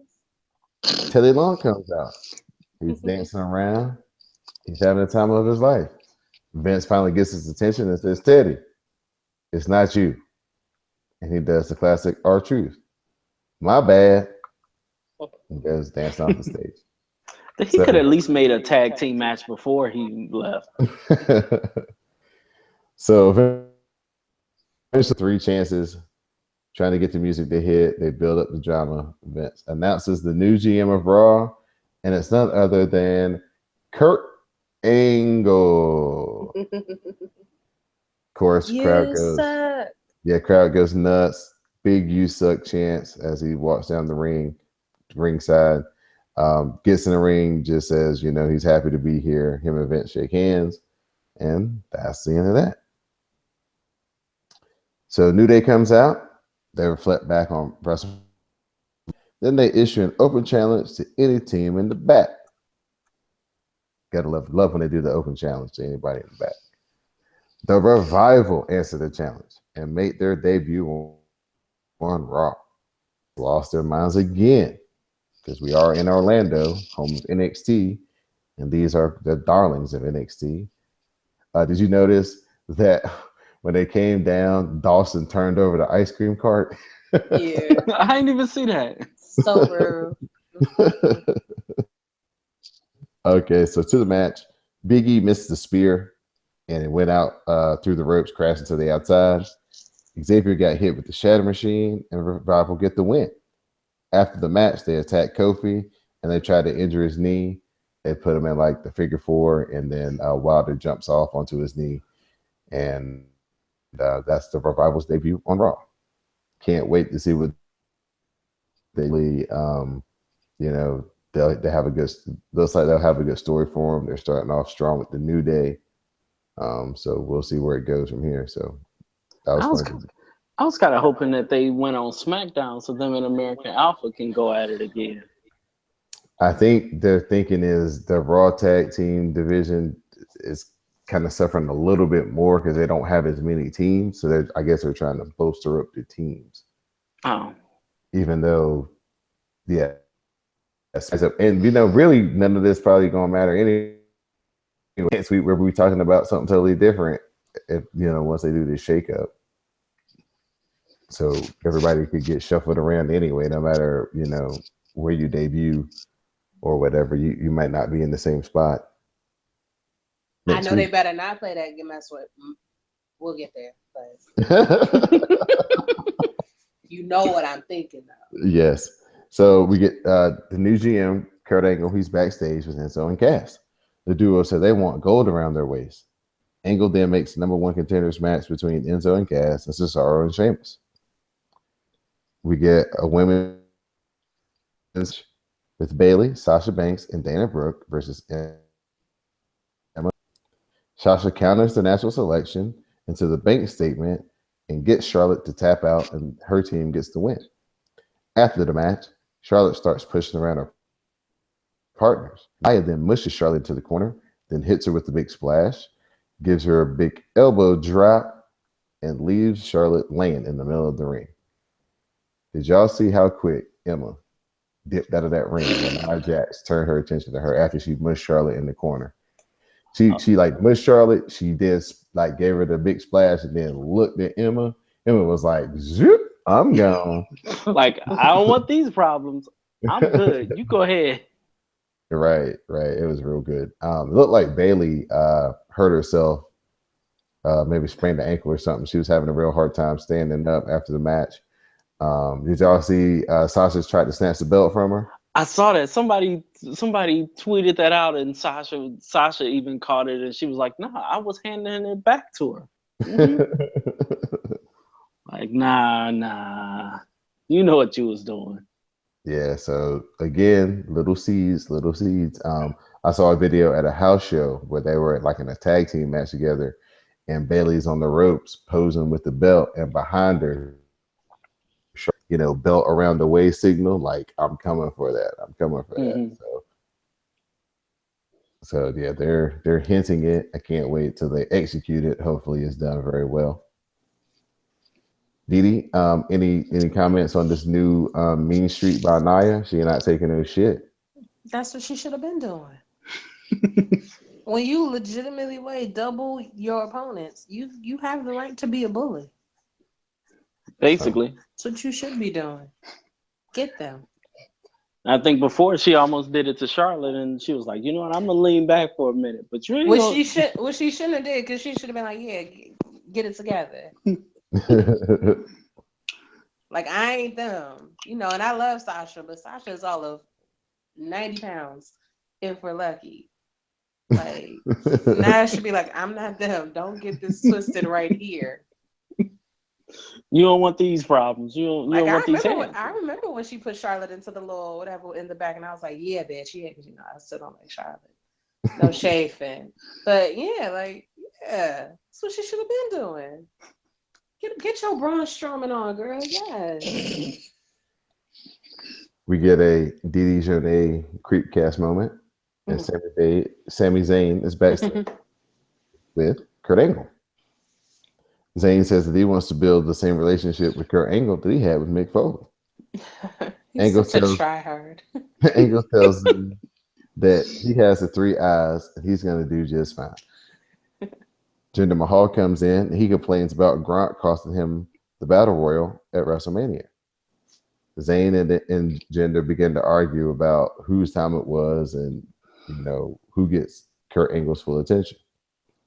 Angle says he doesn't know how things were done before, but with him in charge, if anybody is going to have differences with each other, they will settle it in the ring. So he makes a match later tonight between Sami Zayn and Jinder Mahal. Brock and Paul come out, cut their in-ring promo on destroying the superhero Goldberg. Paul then starts naming guys who could contend for the title next. Paul mentions the Hardys, full contenders. Paul then calls out Roman Reigns and says that if Roman Reigns is the big dog, Brock is animal cruelty. Braun Strowman then comes out and says that he plans on finishing Roman to get Brock's attention. Brock smirks, plays it off a little bit. Then he takes the belt, lays it down, takes a step back and tells Braun to come on. Braun surveys the situation and eases his way on out of the ring while the crowd calls him a pussy. They were just so not PG rated.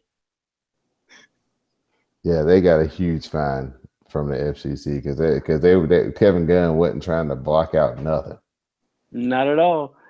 Did you see when Braun pushed Brock before he laid it down? Like he was like, "Now I got your attention." Like it was a piece of wood on his shoulder. He would have knocked it off. So I'm pretty sure Vince had just the biggest smile on his face watching those two big guys staring down in the ring. Like, yes, huge. I'd be ready for that match. Get the popcorn and stuff together. Yeah, definitely intriguing. Didi, do you have any thoughts on the potential between Braun and Brock? It makes sense because Brock, even though he was bullied by Goldberg for these last few months, is still an animal. He's still an albino gorilla, and if you're gonna face him, you need somebody big. So Braun would be the guy. My cousin calls Brock a pork chop because she said his head turns red. And well, she's backed off what she used to call the wise, but she said she just looked at Braun in a different way when she saw a picture of him with a six-pack. He's had a six-pack? It's a picture somewhere where he's been working out and he got a six-pack now. Let me hit my Googles. Well, the Creepcast is always in the building. Wait.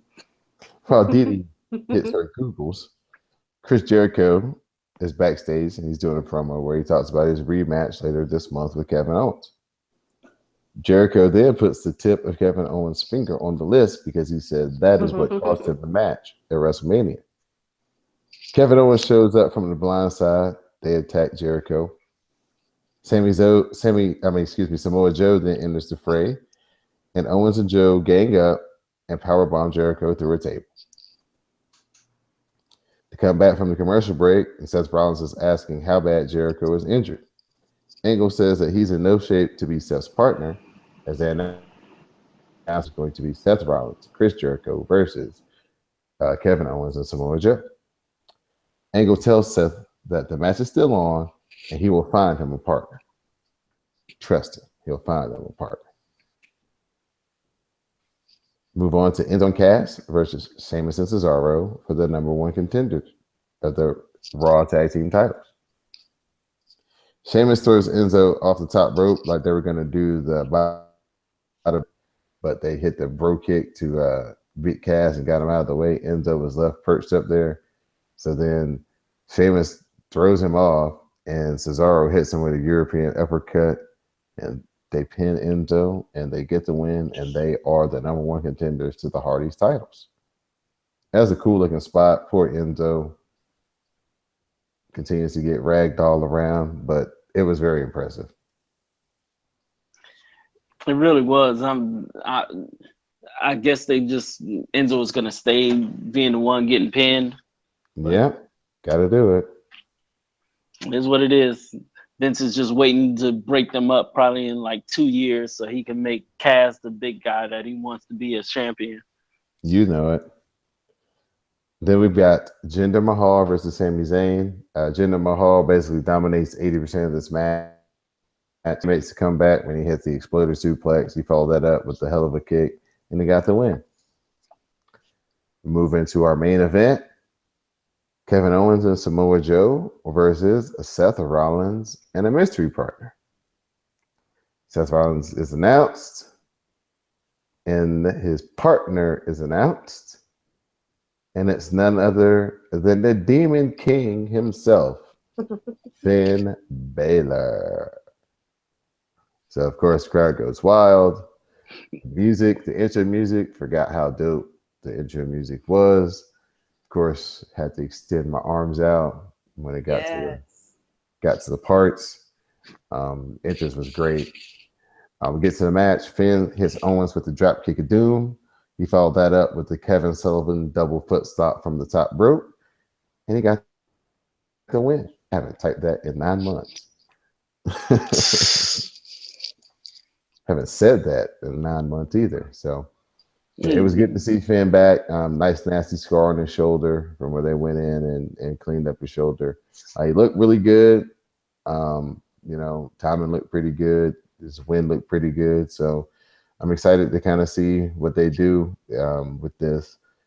I guess that's kind of the next big feud or big story that's going to be on Raw outside of the title matches is Finn and Seth versus Owens and Samoa Joe and whatever else concoction that Triple H's little faction is building up to be, or maybe not, because like we said, they have this superstar shakeup coming up on Monday, and everything we told you could just be off the table come next week, where none of this matters and everybody's on a different show. So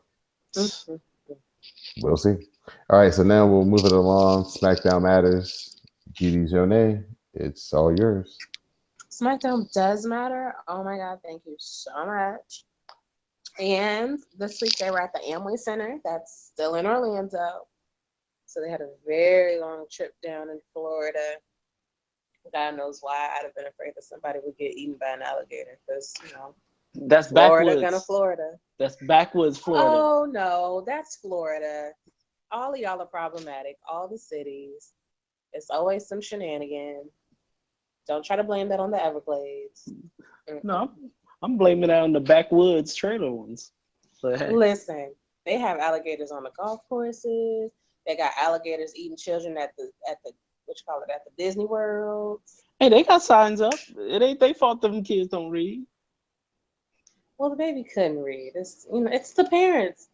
I blame the parents. They mama could read. They mama knew the alligators. Look, I said I blame the parents, and their old people be like, because millennials. So you can't even do all that. Okay. Anyway, the things they happen. Randy Orton comes out to start. He says some things nobody cares. Bray Wyatt appears on the screen. He said Orton is the master of nothing, and that the era of Wyatt has just begun. There's going to be a rematch, but he wants a different kind of match. One that will push Orton mentally. He called it a House of Horrors match. Orton doesn't know what that is, and neither do I, but he accepts. He says, how about right now? And then the screen goes black. The lights come on, and Wyatt is in the ring right behind Randy of the Ortons. He attacks Orton, but Orton gets the better of him. Then he's pulled out of the ring by Eric Rowan and tossed into a barricade. They put the boots to him, and then Luke Harper runs down to make the save for some reason. And the crowd is behind Luke, and him and Orton are standing tall. And I just know what I know, and what I know is that Sister Abigail better be in this goddamn House of Horrors. That's just all I know. Really? Like, what's so difficult? Like, you can put her in a chair like Norman Bates' mom. What? She needs to be there. I really like this promo because it was eerie. Mm-hmm. It was spooky. Yes. But it was in plain enough English where you could follow it along. Yeah. Renee Young asked Miz and Maurice about John and his fake proposal to his new fiance. He says it's very much like John Cena to use a proposal as a marketing opportunity. And Marie says Nikki should thank them because they pushed the issue so hard that John really had no choice but to get engaged to her. And then they said that they'll call them out tonight. And it's going to be the last time that they see them for a very long time. And the crowd is very happy. I'm very happy. We're all quite excited. The first match of the night is the Women's Championship rematch with Naomi versus Alexa of the Bliss, aka what? Bliss Cakes. # Bliss Cakes champ. Well, Bliss Cakes. Yes. She ain't no champ now. Calm down. Calm down. Hashtag 5 Feet of Fury. There you go. Okay. There's some other ones, but that's fine. Because Quintessential ruins it. Anyway. Yeah, that's fine. Naomi's all over her, but then after the commercial break, Alexa's in control, working over the leg, pulls it down, makes the kneecap hurt. The beach balls are still around. Just FYI if you're into that sort of thing. Naomi comes back with some forearms and a high kick, hits a 2 count. Alexa hits a DDT for a 2 count. Naomi hits a rear view, but because of her knee, she can't really make the cover quickly. So Alexa's able to kick out. Apparently, Alexa tried to hold the ropes, but Naomi countered into the submission she used at WrestleMania for the win. And she still be looking at Alexa like they have personal problems. And I just want to know, am I making that up in my head, or is there problems? Because it seems like there are problems. Now you making that up in your head. Are you sure? It seemed like no, I think you're making it up in your head. You sure? I swear she be looking at her like, what? Because you live the kayfabe life, I won't tell you. I won't tell you what I've best friends. Not that they're best friends, but yeah, they're pretty tight. Alexa Bliss and Nia Jax are maybe things happen. Maybe Alexa kissed on Jay thinking it was Jimmy, or Jimmy thinking it was Jay. I don't know. One of them. But just peep this visual of Alexa Bliss and Nia Jax being like the best of friends. You told me that, and that's still so weird. It's like she could pick her up like a baby. You just have her on her little hip. It's so weird. I don't understand, and I feel like I should, because one of my friends is a smooth 6 feet tall, aka a smooth 10 inches taller than me. But I'm a solid gal, and so it's not like I'm some teacup girl hanging around with like a giant. Like, that's weird. It's weird. No, they're always like each other's Instagram pictures. It's fine. You should pick your friends for their personality, not for their looks. That's what friends are for. Whatever. That's right, Lionel. Excuse me. That's that good vodka. Sorry. There's a match. Kurt Hawkins has decided that he is going to issue an open challenge, and he's going to start his count at 10. Give him 10.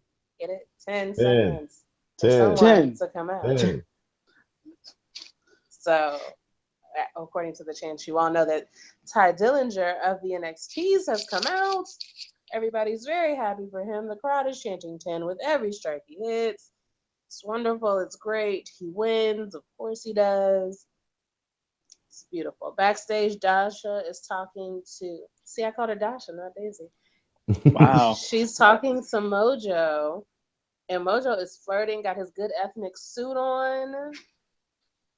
You can tell he talked to his black friend about the pattern. Yes. It's very nice. He might have had a Gators to match. You can tell he's from Northern Virginia and's got black friends. So it's like, where'd you come up with all that outfit? So it's like, nice. So yeah, he's talking about Gronk. He's talking about the Battle Royal. Blah, blah, blah, yakety schmackety. He asked Daisy if she could feel what's next, and she's like, not so much, kid. And it's like, he's gonna shoot him down like right on the TV. But that's professionalism. Okay, Renee? Yeah. So the SmackDown announcers they show a clip of the Superstar Shakeup. There's Kurt Angle and Daniel Bryan sitting next to each other in a graphic, so it's gonna be like things, right? So then the Miz and Maurice come out to John Cena's music. I wasn't paying attention, so I thought it was John Cena and Nikki, and I was like, oh, I'm annoyed. I hate them. I hate them already. And then like I really looked and I was like, wait, that wig doesn't look right. And I was like, never mind, this is great. So there's some yes chants, there's some Cena sucks chants, some other things, and it really would matter, but it doesn't matter. You know why it doesn't matter? Because as Miz and Maurice are about to leave the ring, a violinist appears and starts playing the best music I've ever heard in my life. The theme song of Shinsuke Nakamura. I stand out.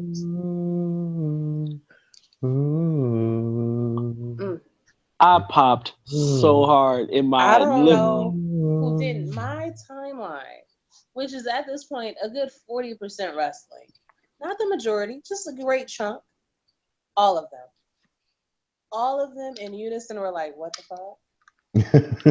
Fuck yes. Yes. God yes. Get into the outfit. Get into the red sleeveless zhuzh. Like, get into all of it.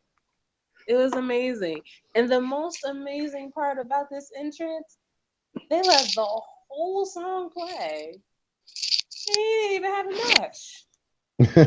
He didn't even say anything. He didn't say anything. He didn't even look like he needed to see like a microphone. He was just like, "It's me. I'm here. Just bask in this."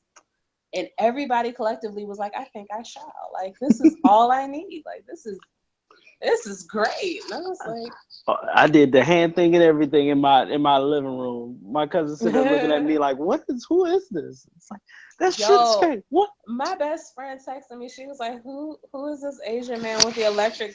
She didn't call it a violin. She said, "Who is this Asian man with the electric flute?" I said, "Oh, girl, get familiar." And she was like, "I think I love him." I said, "I think you have made the right decision in life. You've done good. And what that shows you is just how freaking charismatic that dude is. That he's just like Oscar.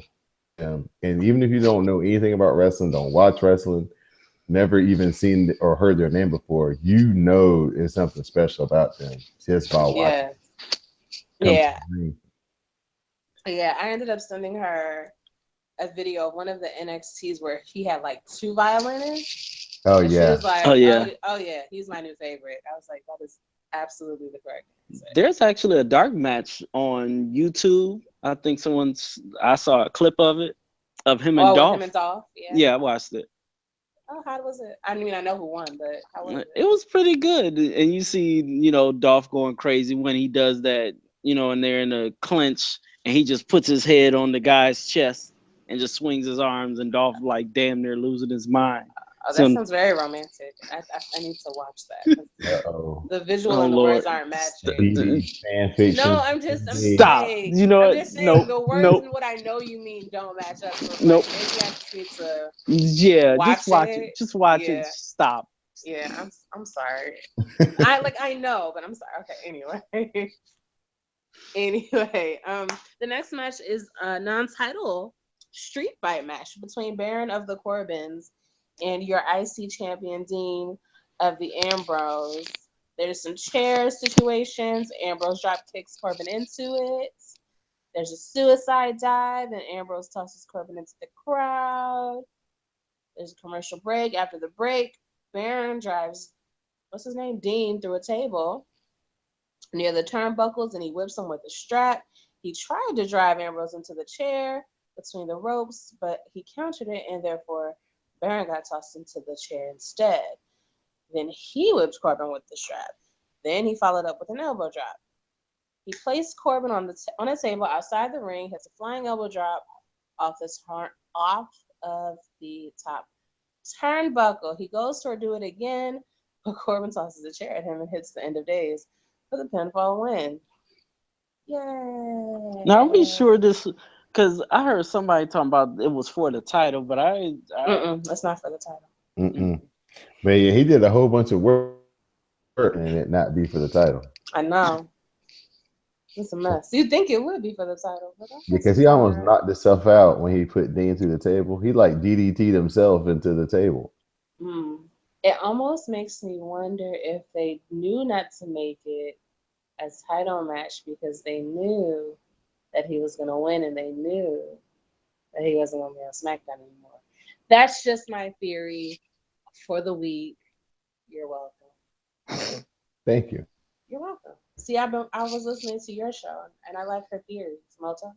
Yeah, Moto. Yeah, I like her conspiracy theories. I was like, I want one. So that's my conspiracy theory for the week. Okay. After that, Shane comes to address the superstar shakeups. He says fans have helped make SmackDown the land of opportunity, to which I say, you're welcome. Because I've been here long before some of you people. You're late. Get with the winning team, ho. So AJ interrupts. He has a black eye. He says, hey, FYI, I don't want to go anywhere because SmackDown is the house that AJ built. And, crowd's like, doing yes chants. He said he doesn't want anybody coming over and trying to take that from him. He says he owes Shane something and offers a handshake. They shake his hand, and then he fakes his cheap shot, but it's like JK, JK, JK. And that's it. So I guess they're getting along. I guess. Well, it's a thing where Shane earned his respect by taking the ass whooping. He'd have had more than respect if he had just hit that damn splash, but that's okay. I'm not bitter. No, I'm not bitter. Hey, all he gets is a handshake out of that. We done had a fight like that. If I don't punch you again, just be happy with a handshake. You threw me into a goddamn glass window. We're not friends. I'm not shaking. You're fucking. See, I guess that's the difference between men and women. I'm holding on to that. Just hold it on. I'm gonna hold on to the fact that you threw me, by me I mean Shane, into a glass window. Like we're not okay. Well, things happen. No, we're not okay. But that's the difference between men and. And I said that I fully understand. Men, you let go of things. You're just like, oh, you beat my ass 2 weeks ago for no real reason. That's okay. We can go to brunch. We can hit the bar for some beers, some IPAs. That's what women would be like, right? You didn't bring back my pot such and such time. It was a pot. It wasn't. It don't matter. Was the pot free? No, it wasn't. Give me my shit back. See, anyway, this is moving on to other things. It's just the difference between the men's and the women's. But anyway, final match of the night is Randy Orton and Luke Harper versus Bray Wyatt and the Eric Rowan. I haven't really discussed this, but Eric the Ginger is back. Very happy about this. It makes me smile. I don't know why, because I don't really like him, but like Bray needs people. And since they refuse to give me Sister Abigail, Eric's just gonna have to do whatever. So anyway, Eric catches Orton with a spin kick. Orton rolls outside. Back from commercial, he makes the hot tag to Harper. And then he throws out both Wyatt members. He hits Eric with a suicide dive. But then he eats a clothesline from Bray, allowing the Wyatts to take control. The crowd is super behind Luke Harper. He makes the tag to Orton, and then Orton nails Bray with a draping DDT, but the lights go out. Lights come back on. Bray's all the way on the ramp, minding his black ass business because he's black. And then Rowan tries to use distraction, but it didn't quite work out. I don't know why nothing's working out for the Wyatts. Is this like a long con or something?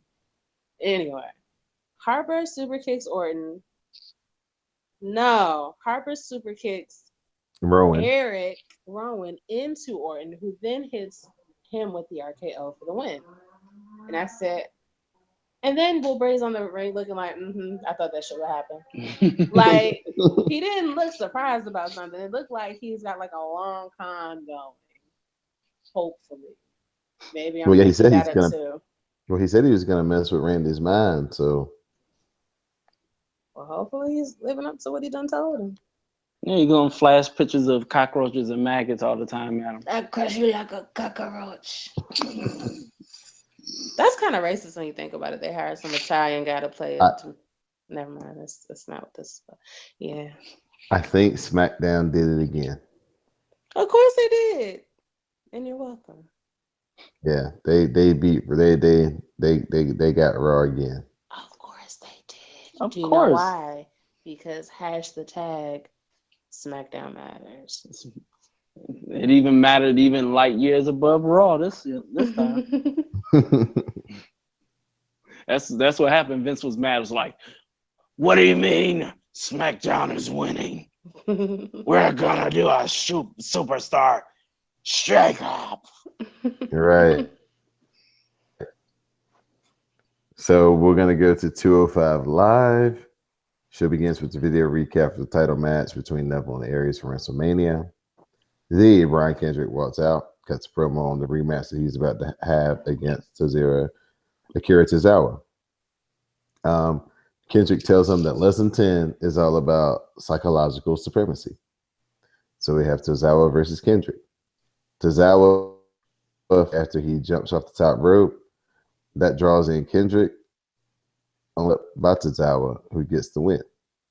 And psychological supremacy ends up being Akira Tozawa's first lesson 2 is Brian Kendrick.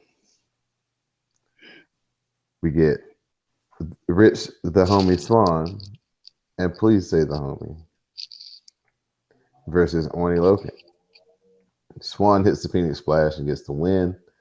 Then after the match, Rich reveals that he's the one Alicia Fox and sending her all the gifts, the teddy bears, the panties, the candies.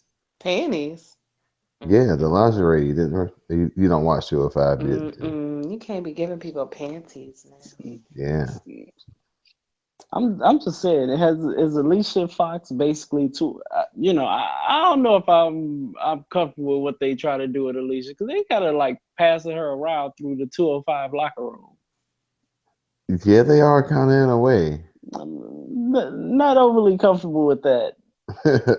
And all it does is take some gifts and stuff, and for the other person just to yell at her. She's like, "All right, I'm going on to the next one." Right. So we get Drew Gulak. He makes fun of Mustafa Ali for losing, even with all his flashy moves on Monday Night Raw. Ali tries to walk away, but Gulak tells him that a change is coming to 205, whether he or the fans like it or not. Dee Dee, if you would have seen this, you would have marked out, because we had some of your favorites. We had Trent Seven, Tyler Bate, Mark Andrews, Pete Dunne, and Wolfgang all announced, and they come out. They appear on the stage. They pee on the stage. They appear on the stage. I'm sorry. Your mind. I'm sorry. They appear on. Tom Phillips announces that they're going to start touring with NXT London tour, and that they're also going to start having a weekly UK show coming to WWE Network. So Neville comes out. He does an in-ring promo on his success due to the fans turning their back on him. Then he makes fun of the roster's failures and says that he's going to sit at ringside for the number 1 contenders match. That match is Austin Aries versus Jack Gallagher, TJ Perkins, and Mustafa Ali.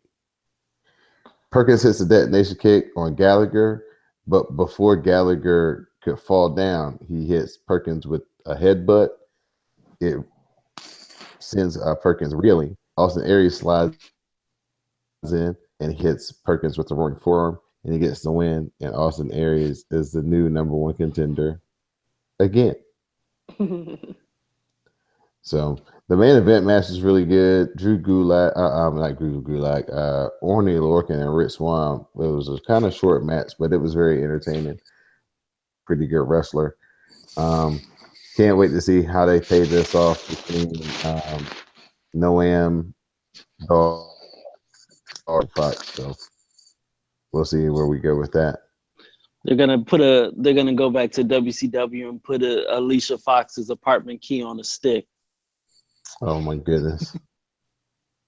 All right, so we're gonna get into our final review of the night. NXT show starts with the recap of Takeover from Orlando from last Saturday night. We got Peyton Royce versus Aaliyah. Peyton hits Aaliyah with the running knee, followed by the fisherman suplex to get the win. I had a very interesting thought today. I was watching SmackDown. I was actually watching the Alexa Bliss versus Naomi match. And I said that Alexa Bliss, Charlotte, Sasha, and Peyton Royce would make a bomb. Thoughts? Because I was thinking like Alexa and Charlotte are like Tully and Ric Flair. They're like the glamour. They're like the glamorous ones, right? Charlotte, I mean not Charlotte. Sasha is glamorous, but she's also like probably the best like wrestler, just like pure wrestler. And then you need one more person that's gonna have the swag to carry it the way they're gonna carry it, and that's Peyton Royce. She got super swag. I believe you, but the thing of it is there's only one belt. It's not like when you're a man, you can go for the heavyweight, you can go for IC, you can go for Universal, you can go for tag team. Like you got options. With the women, it's just like we're gonna fight for this women's championship, but you can have it for at least few months, right? It's like it gets dry. Right. Well, they might bring a women's tag team if they get enough women that they can bring up. They've been had enough. They just separated them all when they had the champ. Never mind. I don't want to get into it. I'm still Well, bitter we'll about see. We'll see because I'm pretty sure they're going to gain at least, a handful of women coming out of this ladies tournament that they're going to have this summer. So, it. Right. so you never know. They could introduce some tag team titles at least on maybe one show, They if not need both. them. They desperately need them. Like the girls have to have something else to fight for besides this one title, or she gets stupid things like Maurice and Nikki in a tag match or intergender, whatever it was, something stupid. Like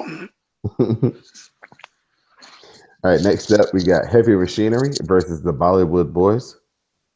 Tucker Knight gives his partner, Bobby Dolovich, a Thez press from behind while he was holding one of the Bollywood Boys for like a double splash, and they get the win. The Bollywood Boys are like cruiserweights, and they some slight cruiserweights. They probably weigh like a buck 65. And these two guys, they pushing 330 like easy.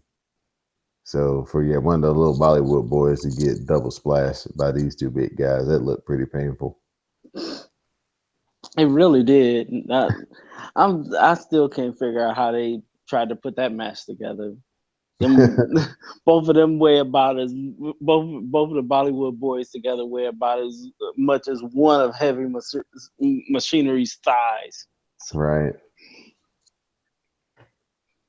So we get Oni Lorcan. He comes out and he does a promo on the mystery opponent that he has later tonight. We get a post-takeover interview with the Authors of Pain and Paul Ellering. Then we have a Rude and Nakamura title match video. Then we have basically a Nakamura farewell video package that highlights all his biggest moments that he had in NXT. Then we get Bobby Roode post-takeover promo on defeating Nakamura. Then we get Drew McIntyre, the newest signing to NXT, on the back, basically saying as such that he is signed to NXT. And then we get our main event, Oni Lorcan versus El Vagabondo. Basically, El Vagabondo comes out with the guitar, looks very familiar, just can't put my finger on it. Lorcan grabs the mask off and pulls it off as he countered a body slam attempt. El Vagabondo is really the drifter, Elias Sampson. Lorcan hits the running blockbuster and he gets the win. The drifter refuses. He says that he's going back to the ring because the ring is where he belongs. And then he is physically pulled to the back by a female security guard. Yanked him by the hair. So, and that was our long, eventful week in wrestling. WrestleMania weekend. Oof. Need Red Bull getting through it. Right. They need to come with the ticket package for next year. Look, we're gonna just IV Red Bull into your veins if you're gonna be doing all of this stuff. Real quick, let's just touch on the Hall of Fame. Just give some quick thoughts on kind of what stood out to y'all, whose speech or a moment or something that stood out. So I'll start with you, DD. I didn't watch it. Oh, Venus was not deserving. I don't care what anybody says. I don't care if Natty was there to try to make it seem like it was earned, other than being by Edge's wife. You didn't see the spot where they introduced Edge and did the whole. I heard he got more applause than she did, which is not shocking. But no, I didn't watch it. All right, Quan. My favorite part, because I missed some of it. But I did see the Kurt Angle part and what he was telling the younger superstars about changing, not being afraid to change your character, and him actually going out there and doing some of the stuff that he did with the little cowboy hat, the sexy Kurt song, and even ending it with the milk, with the milk chug. It was just like all of these superstars now, like they were so scared to change stuff. Now these younger ones are like, well, I'll go ahead and do what the office tells me. I'm good with this. And he just, for him, a Hall of Famer now, saying, hey, don't be afraid. If if it's something you don't like, just change it. Just come up with something else. Mm-hmm. I thought that was the best moment of the night, of him doing that, just to basically let them know, look, you don't need to be what the office tells you to be. Sometimes you're going to need to change up yourself to get yourself over. Right. I think for me, my favorite was probably Rock and Roll Express off Kilter, and then they just kind of had to kind of do their own thing. So they were really fun. Jim Cornette lead-in speech was awesome. Basically reminding people that, they were putting a lot of people in the seats before there's a such thing called the internet and WWE Network. So I thought that was really cool. And then underrated moment for me was Rick Rude's son, and having him come out with Rick Rude's wife and his sister, and Rick Rude's son cutting the Rick Rude promo, telling him to stop the music, and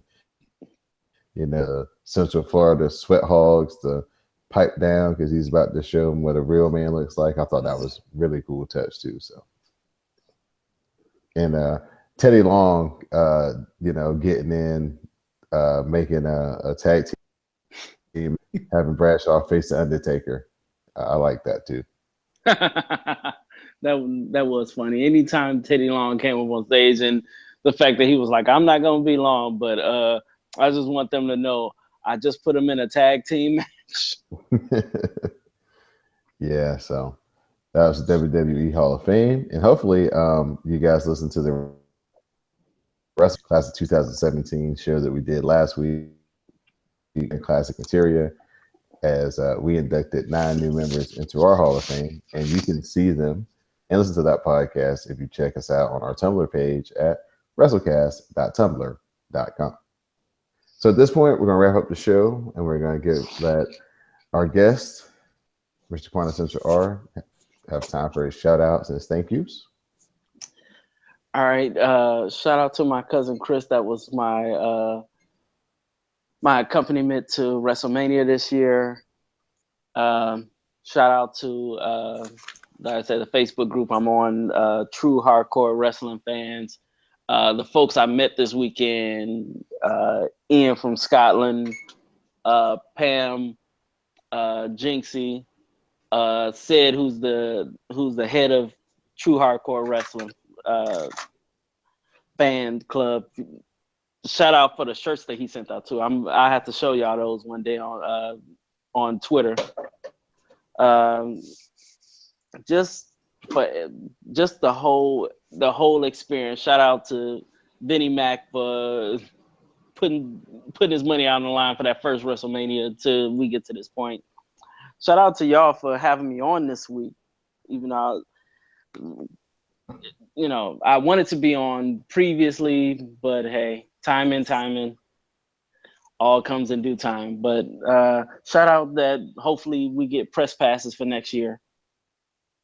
Mm-hmm. Yes. So I'm done. I'm good. All right. Miss Dee Dee Jonay. Shout out to Quintessential's cousin Chris, because she is me. and I respond very positively to everything she says. Shout out to Mel, because Mel always gets shout outs, including shout outs from J.K. Rowling, because Mel is kind of a big deal. Yes, she is. Yeah. As you may have heard me mention earlier, I have a stable. Shout out to them. Specifically, I Walk Less. He's on Twitter. I think Mikey Osmond is in my stable. I'm not sure. Mm-hmm. The chairman technically is, Quintessential is. I don't know if he knows, but he is. Who else is in my stable? Toast, DJ Wally Sparks. He's certainly in there. So shout out to him. I think that's everybody. If that's not everybody, then you should have come to the meeting so I could have known who you were. Thank you. Yeah. Awesome. All of And yeah, that's it. guys. Yeah, I got guys. I would like to just thank everybody who spent in supporting the Wrasslecast by using the hashtags this weekend. We had the Hall of Fame cast, we had Cast Takeover, we had Mania Cast, Rawcast, SmackDown Matters. That's a lot of time watching wrestling, and I'm glad you guys decided to spend it with us. And to anybody who is a new listener who just found out through all our live tweets and things of that nature, welcome. Like I said, please download, listen to us, interact with us in the live tweets, send us feedback. We greatly, greatly, greatly. Let's like to give a shout out to Keish No Age, give a shout out to Jupiter Julep, give a shout out to Moto, my co-host on Cast Strong Style. You guys check out our second episode. It's out there on SoundCloud, Stitcher, Google Play. And that's it, man. Just thank everybody for supporting the Wrasslecast and rocking with us and turning people on to us and just making the community and the family bigger and better and greater. And, here's to WrestleMania in New Orleans next year. Maybe we can all get together and do it in person. So for our guests, Quintessential R, my SmackDown correspondent, Didi Janet, I'm Don Delarente, and this has been the Wrasslecast, episode 128.